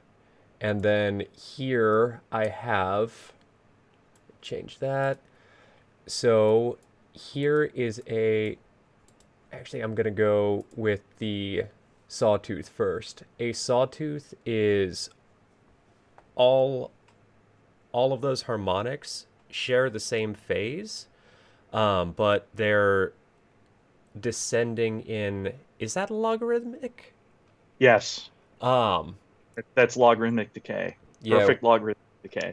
where what you see up here, all of these bars, each different bar represents a different harmonic, and then the height of that bar represents the relative volume or amplitude to all the other ones. So when you add all of these together, you get a shape that is like this. Now, because of the conversion, it doesn't equal out to a perfect sawtooth. This is the best representation I can make in this. Um, but it sounds like that, a really noisy signal with a lot of information present. And that wasn't even what we were hearing because I played the wrong one. It sounds like this, actually. There you I, go. I thought that sounded off. What you actually heard that first time is a square wave, which Eddie was talking Yeah. about earlier, which is 0 to 100, and you stay at 100, then you go immediately to minus 100. And Mhm. the interesting thing about this is it's actually basically exactly the same as a sawtooth, essentially, except for that you strip out all of the even harmonics and leave all the odds. You can see that Yeah. there's a toothy pattern to this, and it. There's a couple of ways to get to this. Yeah. Mm-hmm. And then the other common one is a triangle wave, Triangle. which is similar. It has similar You have to play with harmonic. the phase. Yeah, you get Yeah. similar harmonic content to a square wave, where it's all of the odd harmonics, but you can see all these bars descending. There's a line right here. All of all of these things on top represent the harmonics, but down here, this represents the phase. So you can see if I mess with this slightly grayer bar down here, how that shape suddenly transforms. It's the same information. It's just that one waveform is destructively interfering with all the other ones to create a new shape.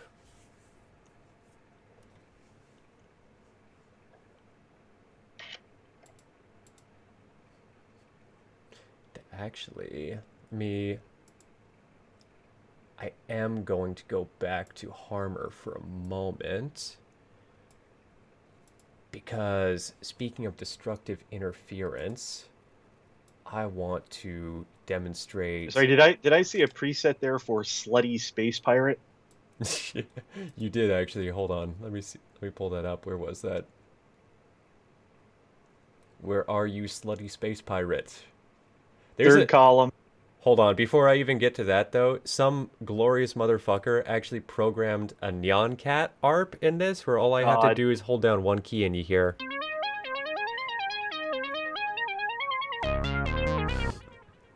I love image line. um, okay, third column. Slutty space pirate. What is this?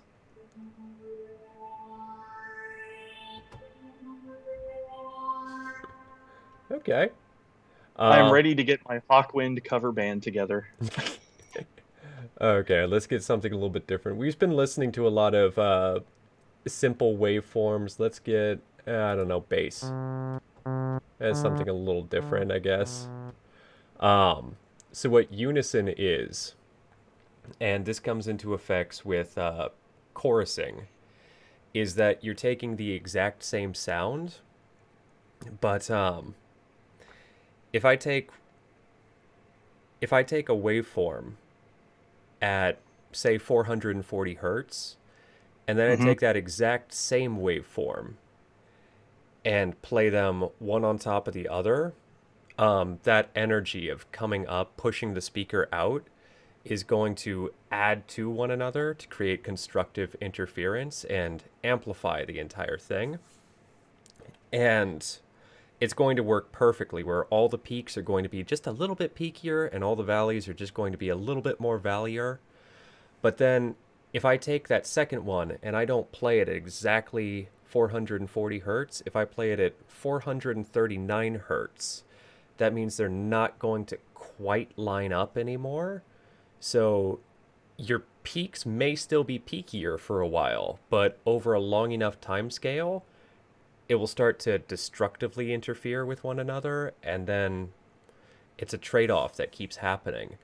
And the more and more voices you add to this, and especially the further and further they get off, I'm just talking about a 1 hertz difference. If we really amp up that range, it will really start to sound different. So that's where the unison comes in for effects like this. Here's just the sound by itself again, a single voice.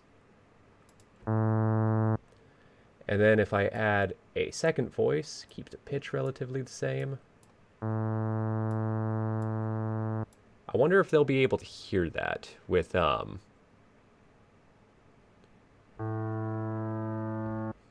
I can hear that a yeah. little bit.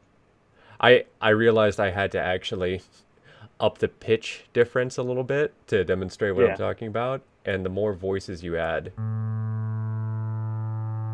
it will start to kind of take on a totally new thing. Yep.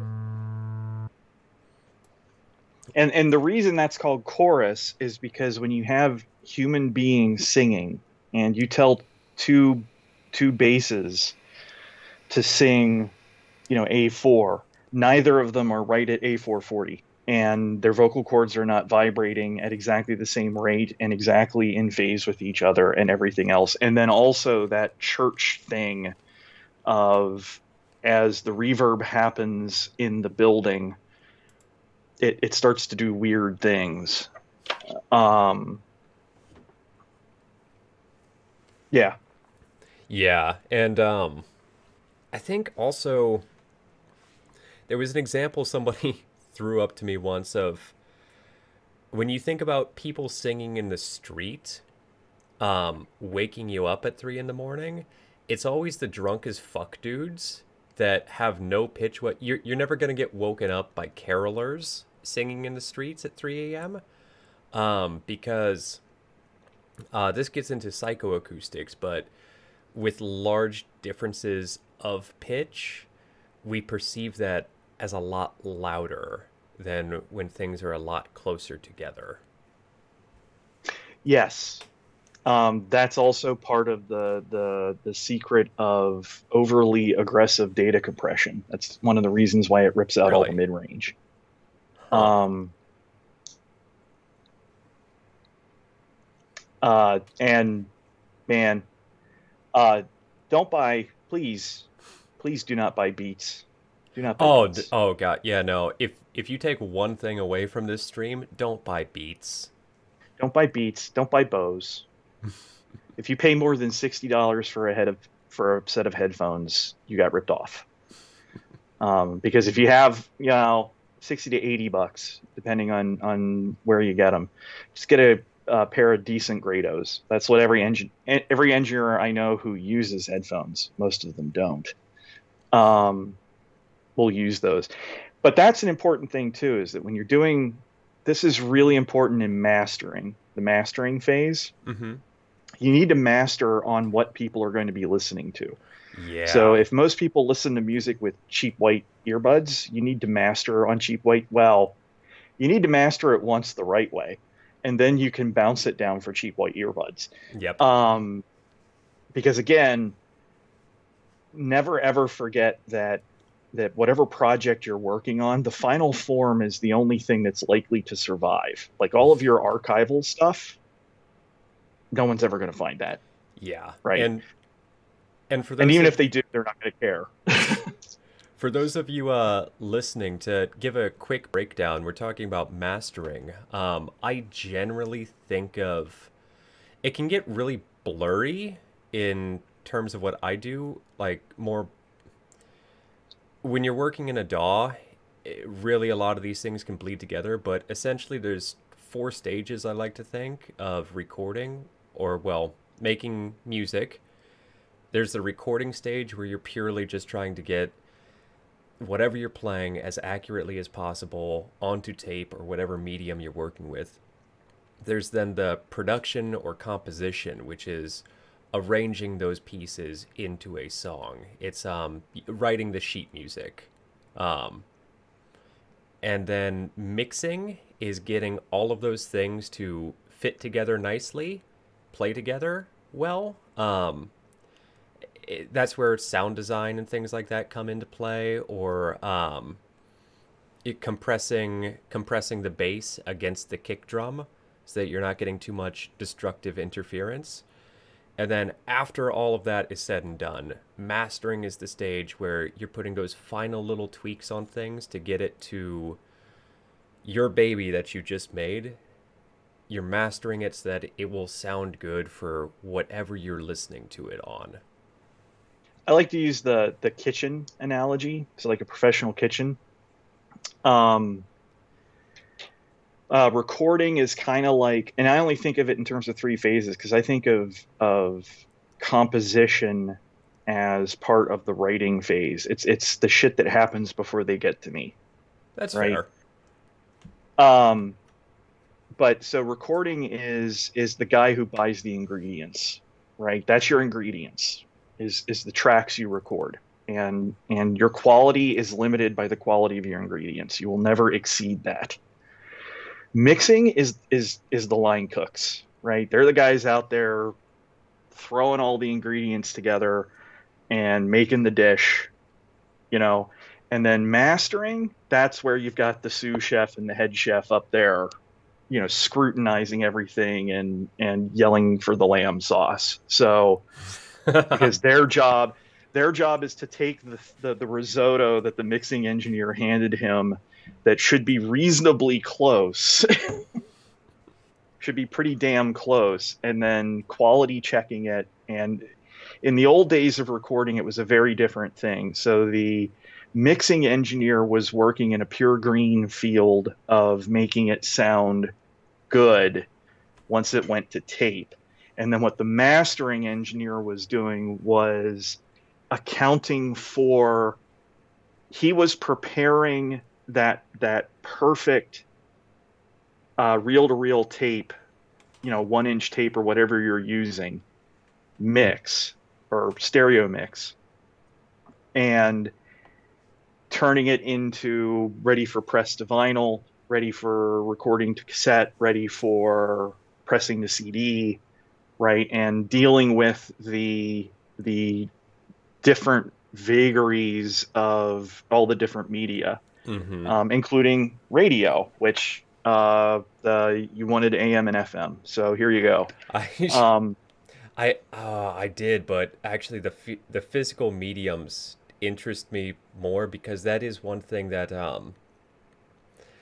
I find fascinating about vinyl, and there's the whole discussion about vinyl sounding better, which I think we're on more or less an agreement on that from what I remember of. I love the experience of listening on vinyl. One thing about it is that when you're putting something on a vinyl record, there's going to be a lot of noise introduced, but also those bass frequencies take up so much physical room. The needle has to move so far on them that they can't be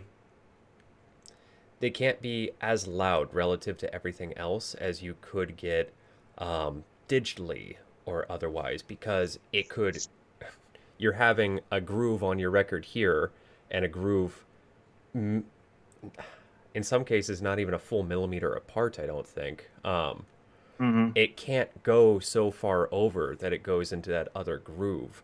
So on some level things have to be physically compressed so that it doesn't go so far over, but also you're fighting a noise level in there where just Mhm. the sound of that needle scratching across the record is going to generate noise, which means old school mixing and mastering meant you're trying to get everything as loud as you possibly can to fight out that noise. Going back to what you said about if you crank the source up enough, they won't hear all those reflections. Similar. Um, Yeah, and so in the old days of recording, we tend to miss this. We tend to forget about this. Is that other than phonograph, right?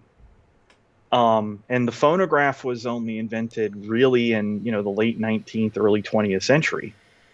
Uh, But from Thomas Edison up through the end of World War II, and even a surprising length of time later, phonograph was all we had. And so a lot of the golden age of uh, recording stuff in the era of jazz, right? That stuff was recorded directly to phonograph, right? And so what they literally had was it looked like a giant record player, okay? And the reason it was giant was because to compensate for that, the needle has farther to move then, right? Okay. And and also because then it would more accurately reproduce the sound because you could run the record faster, right? So the grooves could be smeared out longer, Yeah. right?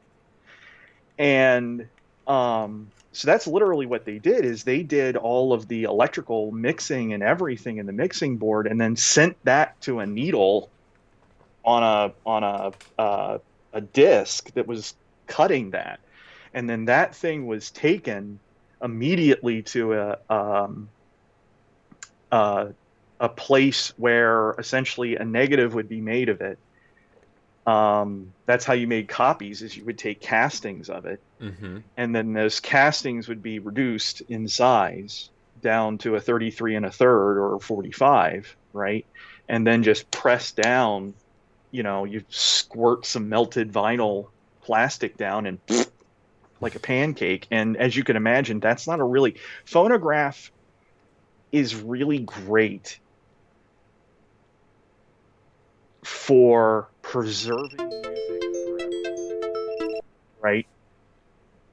But it's terrible for reproduction, right? Mass produced vinyl, even if you keep the damn disc clean, mass produced vinyl is never going to be that great. And a lot of the stuff, the reason people get nostalgic for vinyl, so like my generation was the one that transitioned from vinyl to cassette tape. Cassette tape sounded so bad. It was horrible. Um, that the first time any of us like sat down and listened to vinyl, like if you had, like for me, this is where I picked up on this, was the fact that I'm born in 75, my brother's born in 64. Okay. He had all the Iron Maiden records on vinyl. I had them all on cassette tape. Mm-hmm. And so I'm 16 cruising around listening to Number of the Beast on cassette tape. And then I sit down and listen to his copy of Number of the Beast on vinyl for the first time. And I'm like, oh my God, this sounds so much better. Well, I'm hearing shit that I didn't hear before. Yeah. Right. And it's the same thing that happens now when you sit a kid down and kids today are getting nostalgic for cassette tapes. And it's like, this sounded like shit, you know? But then when CDs came out, it was the same thing. It's like, oh my God, these sound so much better. Mm-hmm. Um, except that people got nostalgic for vinyl with CDs because typically the shit that was getting put on CDs was the cassette masters Yeah. getting dumped to the CDs, or maybe you got the vinyl masters, and so the stuff wasn't remastered until much later. And then you get into the what I call the Tommy problem, which there's like 12 different remasters of Tommy by the Who now, and Oh, yeah. successive generations and the original artist gets older, their hearing gets worse, they die, and they get progressively less interest in sitting in the studio for another 600 hours to remaster this stupid thing. Mm-hmm. So each successive remaster gets progressively shittier, because they, at a certain point, like with Tommy, you're just doing it because everybody who wants to listen to Tommy already owns Tommy. And so really all you have left is to just keep churning out more remasters of Tommy and selling them to dickhead audiophiles for more and more money. Yeah, and Or what I call the Beatles effect. yeah, thank you. What I find interesting about it is because so when I was young and ignorant, I thought that a remaster was a re-recording of all these parts to make it better, which is not the case for everybody listening. It's, taking those original recordings and remastering them for the new conditions that people are listening on for the physical medium, because like we were talking about with vinyl, if you're taking the exact same, I would call them stems, if you're taking the same recording and putting it onto vinyl, you have to master it completely differently for that medium than if you were putting on tape or if you were putting on CD. So they're taking recordings from the 80s, which were cassette masters, and now bringing in all that data that couldn't make it to tape, but we can have it with lossless audio now. So it sounds different from what, and there's some remasters that I really like the I think it was the 2009 remaster of Dreams by Fleetwood Mac. I fell in love with that song when I heard that remaster. Something about the way the drums came in and everything, but whenever you're doing that, the mastering engineer is also putting in a little bit of an artistic spin on it with however they're hearing things. It's going to flavor the way that they put out that master, not just the medium itself. And there was a study done where they took, they took, I'm struggling to remember the details. There's now AI, which will use algorithms to, you can pump a track into it and it will automatically master for you. And there's Oh, people, Sound Good Iser. essentially, yeah. And so, Yeah. there's, you can tweak certain parameters, and there's varying reviews of it. But one of the things I found interesting was that they took, a study took the same recordings and pumped them into these algorithms to spit out a bunch of different masters, and then gave them to a couple of mastering engineers to create their own versions of those masters with the original recordings. And then they took all of these together and got a whole bunch of new mastering engineers and just told these guys, "Hey, we just want you to listen to all these blind. What do you find most favorable?" And there was no consensus. The data just read as random noise, where it was all of their preferences coming through. Yep. I feel like I was going somewhere with that, but I feel like I just really wanted to state just there's always an art form to it too. There's Yep. interpretation that touches all of this. And after a certain point, and I want to say it was probably the early 2000s, usually when you see stuff labeled remaster, it's actually a remix, because remix got taken over by like the techno kids. Um, and so it's not a true remaster is exactly what you said, which is you're really just media shifting it. And yeah, you're making some artistic decisions about, well, CD can capture this, whereas tape couldn't. So I'm gonna, goose up this part of the mix a little bit. But most of the cruddy remaster, usually the one you want to look for is after decent streaming audio became available. So right around the era that the Apple iTunes store became a thing, right? So decent quality and like lossless audio and stuff like that. So the era of shitty MP3 piracy had ended. The MP4 and M4A has arrived. Those are generally the remasters you want, or you want the first or second remaster from the era of CDs. But the vinyl thing, one of the things you have to remember too is that mastering changed based on what people were listening to at home as well. So mastering changed a lot in the 60s because tube amps went out at Mm. home and solid state amps came in. And as we know, tube amps are biased towards the low end. And so they tended to goose that down a little bit to try to. And then you ran into weird things too, whereas not all record players were created the same. Like you Mm-hmm. had good needles, you had cruddy needles, you had weighted arms versus not weighted arms, counterbalanced arms, and all of that stuff. You had the shock absorption on them. And is 33 and a third RPM really 33 and a third RPM? you know, or is it you got a cheap, friction belt, basically a rubber band pulley system running this thing, and your 33 and a third is more like 30 RPM, um, and stuff like that. And also the fact that with the spiral encoding, music sounded differently on the inside of the disc as opposed to the outside of the disc, Hmm. because the linear inches per second, the distance that the record has to travel is traveling per RPM gets shorter as you get towards the middle. That's so, and that made decisions in production where, like, why in the era of vinyl, the best songs were always like the first one on the side, right? Whereas in the era of the CD, it became more like the strongest song on the album. Typically, the anchor single would be like the fifth or sixth song, and then you would have a really strong song in like third place. And how you ordered the tracks on the album became a big deal. Um, and then also the fact that a CD, you could have an entire album without having to flip the damn record over. Hmm. Uh, B-side, what and the a hell lot is of this, that?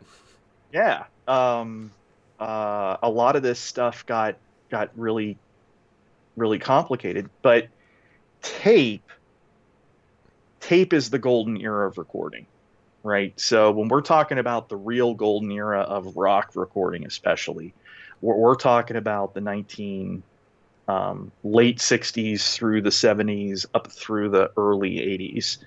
Late 70s and early 80s, things got a little bit weird. But when FM radio became a thing, and home stereos, solid state amplifiers became a thing, and uh, decent audio at home became accessible to a lot of people, and good recording technology became available to a lot of people. That's really the golden era of recording. And then in the 80s, around 84 is when digital started to come along. And so they started using digital, but it was really shitty digital in terms of digital audio conversion, and stuff like that. And then it wasn't until the CD sort of became democratized in the 90s and people could actually afford them. People forget the CD came out in like, 1981, 82, something like that. I don't even Hardly know. anybody, yeah, hardly anybody could afford them. I never saw them until I was in high school, and that was the early 90s. So, but once everybody could afford a CD player, um, that changed everything. And a lot of us became music snobs at that point. But that was also the golden era of car radios, because let me tell you something, I could blow your goddamn windows out. And oh man, I this is probably just my nostalgia speaking, but like I I'm not gonna talk shit about the convenience we have now because I don't want to go back to a time when I couldn't just pull out my phone and pull up exactly like making a mixtape on the fly exactly what I want to listen to. I don't want to go without that, but man, if I actually only have a tape player in my car and no tape, but when I still had a CD player in there, I even though I could plug my iPod in, I still kept a fat stack of CDs that I would just shuffle Yeah. through dangerously while I'm driving with my knee to like, oh, I want to put Yep. on this Aerosmith record now. Like, fuck yeah. Just listening to the whole Uh, thing all the way through. oh, we are absolutely in the golden era of listening to music. Mm-hmm. It's just such a shame that so much of the popular, I'm going to say the old guy stuff now. So much of the popular music right now is just crap, um, and crap at every phase of execution. Uh, but it's the thing where, like, all the professional engineers I know, they all have Apple Music subscriptions, and they listen to their stuff on that too, and they're like, this sounds really good. Even with the compression, this sounds really good. I know a few guys that have like their favorite albums that they'll buy on FLAC and stuff like that. But and then of course they still have all their CDs. Mm-hmm. Uh, but yeah, just and these, I mean, these headphones only cost me $50 at Walmart, and they're Bluetooth, and they sound pretty good. They Yeah. sound better than anything I had in the '80s. I'll tell you that much for sure. Yeah, that's why when so I oh good, DH is watching. This he is the straw man I will present in this. This conversation has happened between me and many other people, but I remember it happening with DH especially, where they'll come to me and like, "Oh, well, you know audio, like you make music and everything. What headphones should I buy?" It's like, "Well, I know some about this. Like I could tell you roughly like you want this because of the frequency response and everything. I get a little bit lost with the ohms and all of that, but I can research a pair of headphones and generally tell you this will be a pretty good, this will sound good. But really, when you're buying headphones, you're looking for something that's going to sound decent. And more importantly, does it have the comfort and the conveniences that you want? Like, that's the main thing you're buying. Let's keep, like, because if it's going to hurt your fucking ears after a couple hours, then no. Like, if you And spend. stay away from active noise cancellation. Don't do that to yourself. Like if you want to What? sit on an airplane and listen to music, okay. But like if you're just walking around with a pair of active noise cancellating headphones on, first of all, you're stupid because you're not going to hear the bus. And second of all, stop it.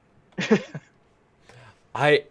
Oh, man. Those things drive me nuts because that's what it feels like standing in an anechoic chamber. That's what it feels like because it's too quiet.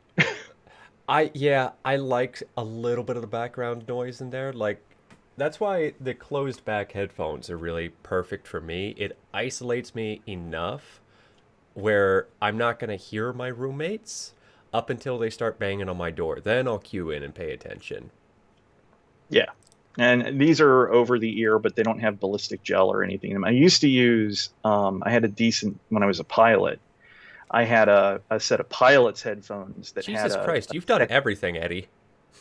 yeah, I had a second, that had a second input. So, for stereo for like a CD player or something. So they had full frequency response, Uh huh. um, and ballistic gel all the way through them. So I actually used to take them shooting too. And those sounded really good. But it's the funny thing is like the first time you put on a decent set of headphones and you listen to your old mix of the Who, and it's like, man, there's a lot more tape hiss on there than I remember. Right? uh, I would. and yeah, and that's the thing is you start to pick up the artifacts of recording, but some of those details are the things that makes music beautiful. So one of the things that I liked was for the longest time, one of my standard reference tracks, The Sermon by the Jimmy Smith Trio. And until I listened to it, um, basically with these headphones, the first time on Apple Music, I never once picked up on at the beginning part of the song. You hear this weird sort of, you can't figure out what it is. And it turns out that it's the transmission in this Hammond organ was a little weird on the tone wheels. So whenever he would adjust like the bass drawbars in the lower octaves, it would make that noise. And that's the And it's little things like that. yeah, that's the human elements where I find it so interesting that nowadays, when we have all the options in the world in one DAW, any DAW worth its salt, you can really do a lot with it and get really perfect. We don't with a digital synthesizer, I will always know that A4 is perfectly at 440 hertz forever and for always. If I'm talking analog synthesizer, I don't know that because it's going to be around 440 hertz, but it's going to drift. We're going to have imperfections in things. And it's so interesting to me that now, with absolute perfection, everybody realizes we don't actually want perfection. We Right. want that. One of my favorite live tracks is by Incubus doing the Warmth, and uh, they added a guitar solo, which wasn't present in the studio recording. They added a guitar solo right after the first chorus.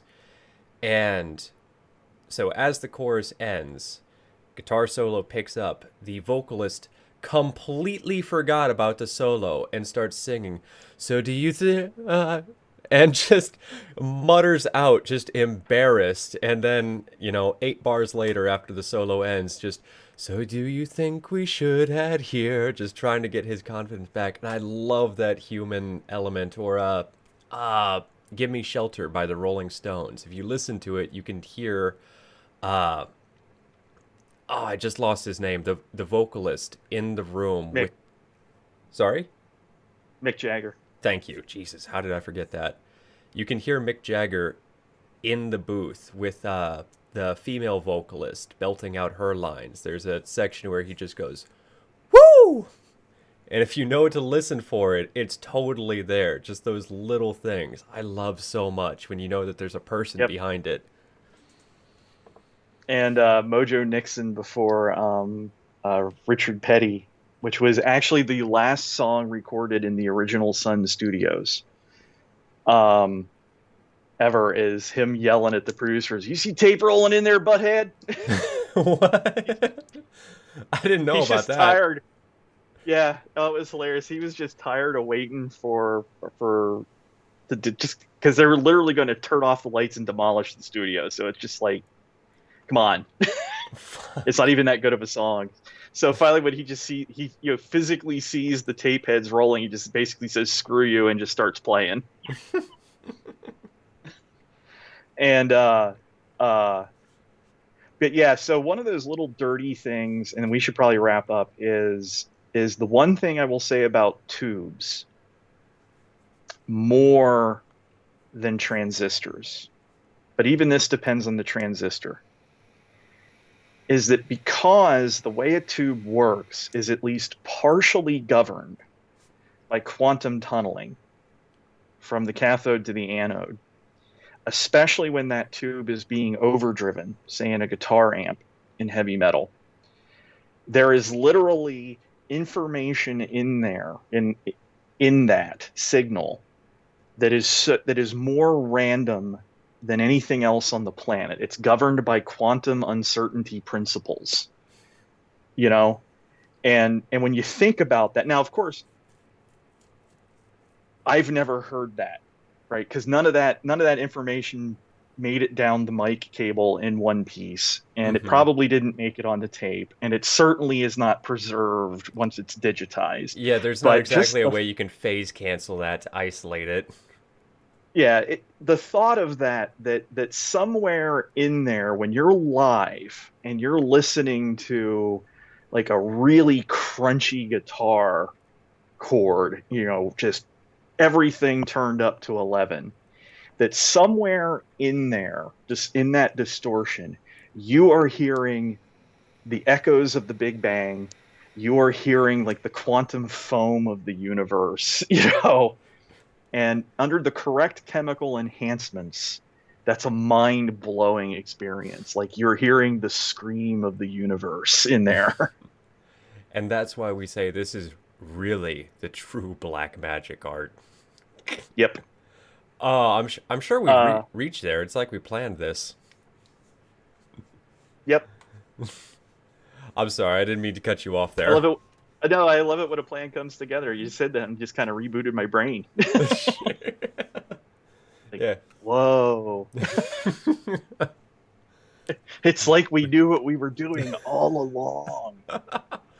Oh man, oh fuck. That really is such a good stopping point. I absolutely want to do this with you again though. Like have another discussion with you, just because even if nobody else shows up, I fucking love this. This is fun. I don't get to talk about this because I work with a bunch of people who like do this for a living. So it's just like, okay. Oh, they don't really talk about it. Yeah. You get to come in here with me where it's like, oh, please tell me all of this. I don't know any of this, but I want to. And then, at work, the most you get to hear is occasionally, the sound design professor, when here's some poor freshman's first mix, I will never forget this. It's the first time I heard him in his office saying just loud enough for me to hear it through the office wall because our offices were next to each other. Say to this kid, yeah, sounds good. Um, can you try it again? But can you bring the suck down about 6 dB? Oh, fuck. That that sounds like something I could hear Glenn Fricker saying. Fuck. Oh, Sometime yeah. I'll tell you about the producer knob. There's uh, an old trick in, and I'll do it now. What the hell? This is how we'll finish. Oh, is this the Um, thing about the parametric EQ? It's not actually. no, Okay. well, yes, that's one of the pieces of gear. But if you have a dickhead producer in the studio who doesn't know what he's doing, um, or the guitar player's girlfriend trying to give you notes, kind of thing. What you do is an old trick. So what you do is you have some piece of really arcane, complex gear, right? Mm-hmm. Probably a parametric EQ that is powered on. And the trick is you can't have any dials in it. Like you can pump an input into it in order to get the dials to move, but you don't want to have the output actually go Yeah. to any. So it's not actually in the signal chain. And then you just let them sit there all night, playing the track over and over again, fiddling with the knobs until it sounds good. And then, thanks for doing that for me. You saved a lot of work, and bounce it. So, I I actually accidentally did that once with a buddy of mine where he came over and he because I thought I would never run out of storage on a terabyte hard drive, and then I started building a sample library. And oh, I had a buddy who came over and just, oh my God, was just listening to all of these, just in love with all these weird sounds. And he started arranging them and making like a little reference track for himself. And he's like, this sounds really good, but I just need to tweak it a little bit. I'm like, okay, well, let's throw an EQ on it. Here, just exactly that, actually. A parametric EQ. Uh, Play with this until it sounds right.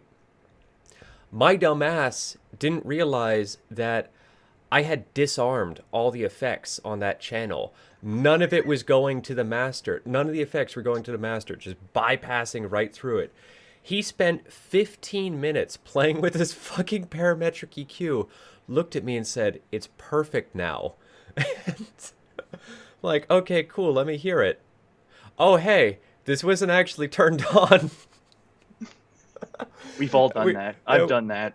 I'm guilty of it too occasionally. Just like, oh yeah, now the high end sounds nice. Oh, wrong channel. I, Oh, I okay. spent 40 minutes fiddling with the parametric EQ on the last stage of my mixing board as it's getting ready to go out to the house.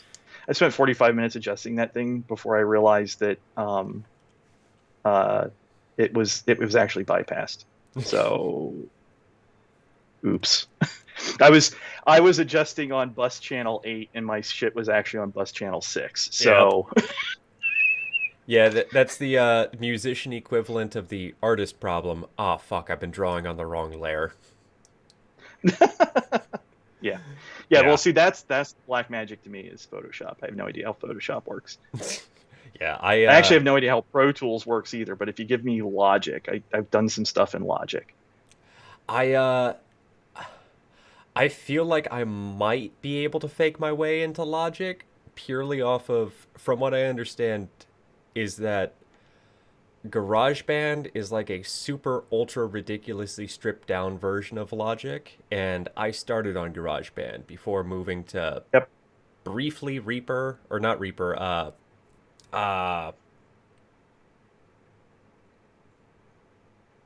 fuck, what's it? Propeller Head. What do they? Reason. Oh, yeah, yeah, yeah, yeah. I went to Reason, and just because I'm not in a, I never, I didn't grow up with all the physical devices, so I couldn't understand their fucking plug and play thing. So then I found myself at FL, and I'm happy. Yeah. Pro Tools is very much that, where all the plugins look like actual gear, usually.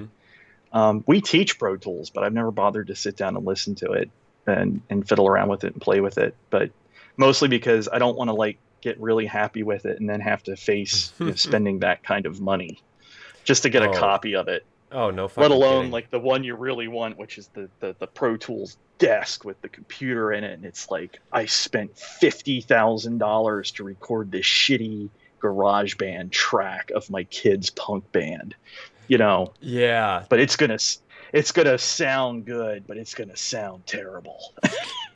that was one of the big selling points to me about FL is like honestly with a lot of the DAWs from my standpoint, from a musician standpoint, creating music, really what you're getting with all of them is the workflow. And what I Hmm. appreciated about FL is that they give you a bunch of tools. They give you redundant tools, in fact, and way the fuck too many knobs. A lot of people say, I don't like FL. It feels like I'm piloting a spaceship. And other people say, I love FL. It feels like I'm piloting a spaceship. They give you all the tools, tell you, we're not going to tell you how to work with it. Just figure out your own way and let you go ham. And because I bought it, I never have to pay for an upgrade. I just have it until the day I die, is when the license says I no longer own it. Whereas Nice. if I went with Ableton or Pro Tools or any of that, every time a Hmm. new version comes out, I got to pay for the upgrade. And I don't want to fork Uh, out 500 every 2 years. I will say, having been a pilot and worked on old computers and lots of things with lots of buttons and knobs and blinking lights on them, um, there is nothing quite like the first time you sit down behind a real mixing board and are like, I know what all these knobs do. It's just like, yeah.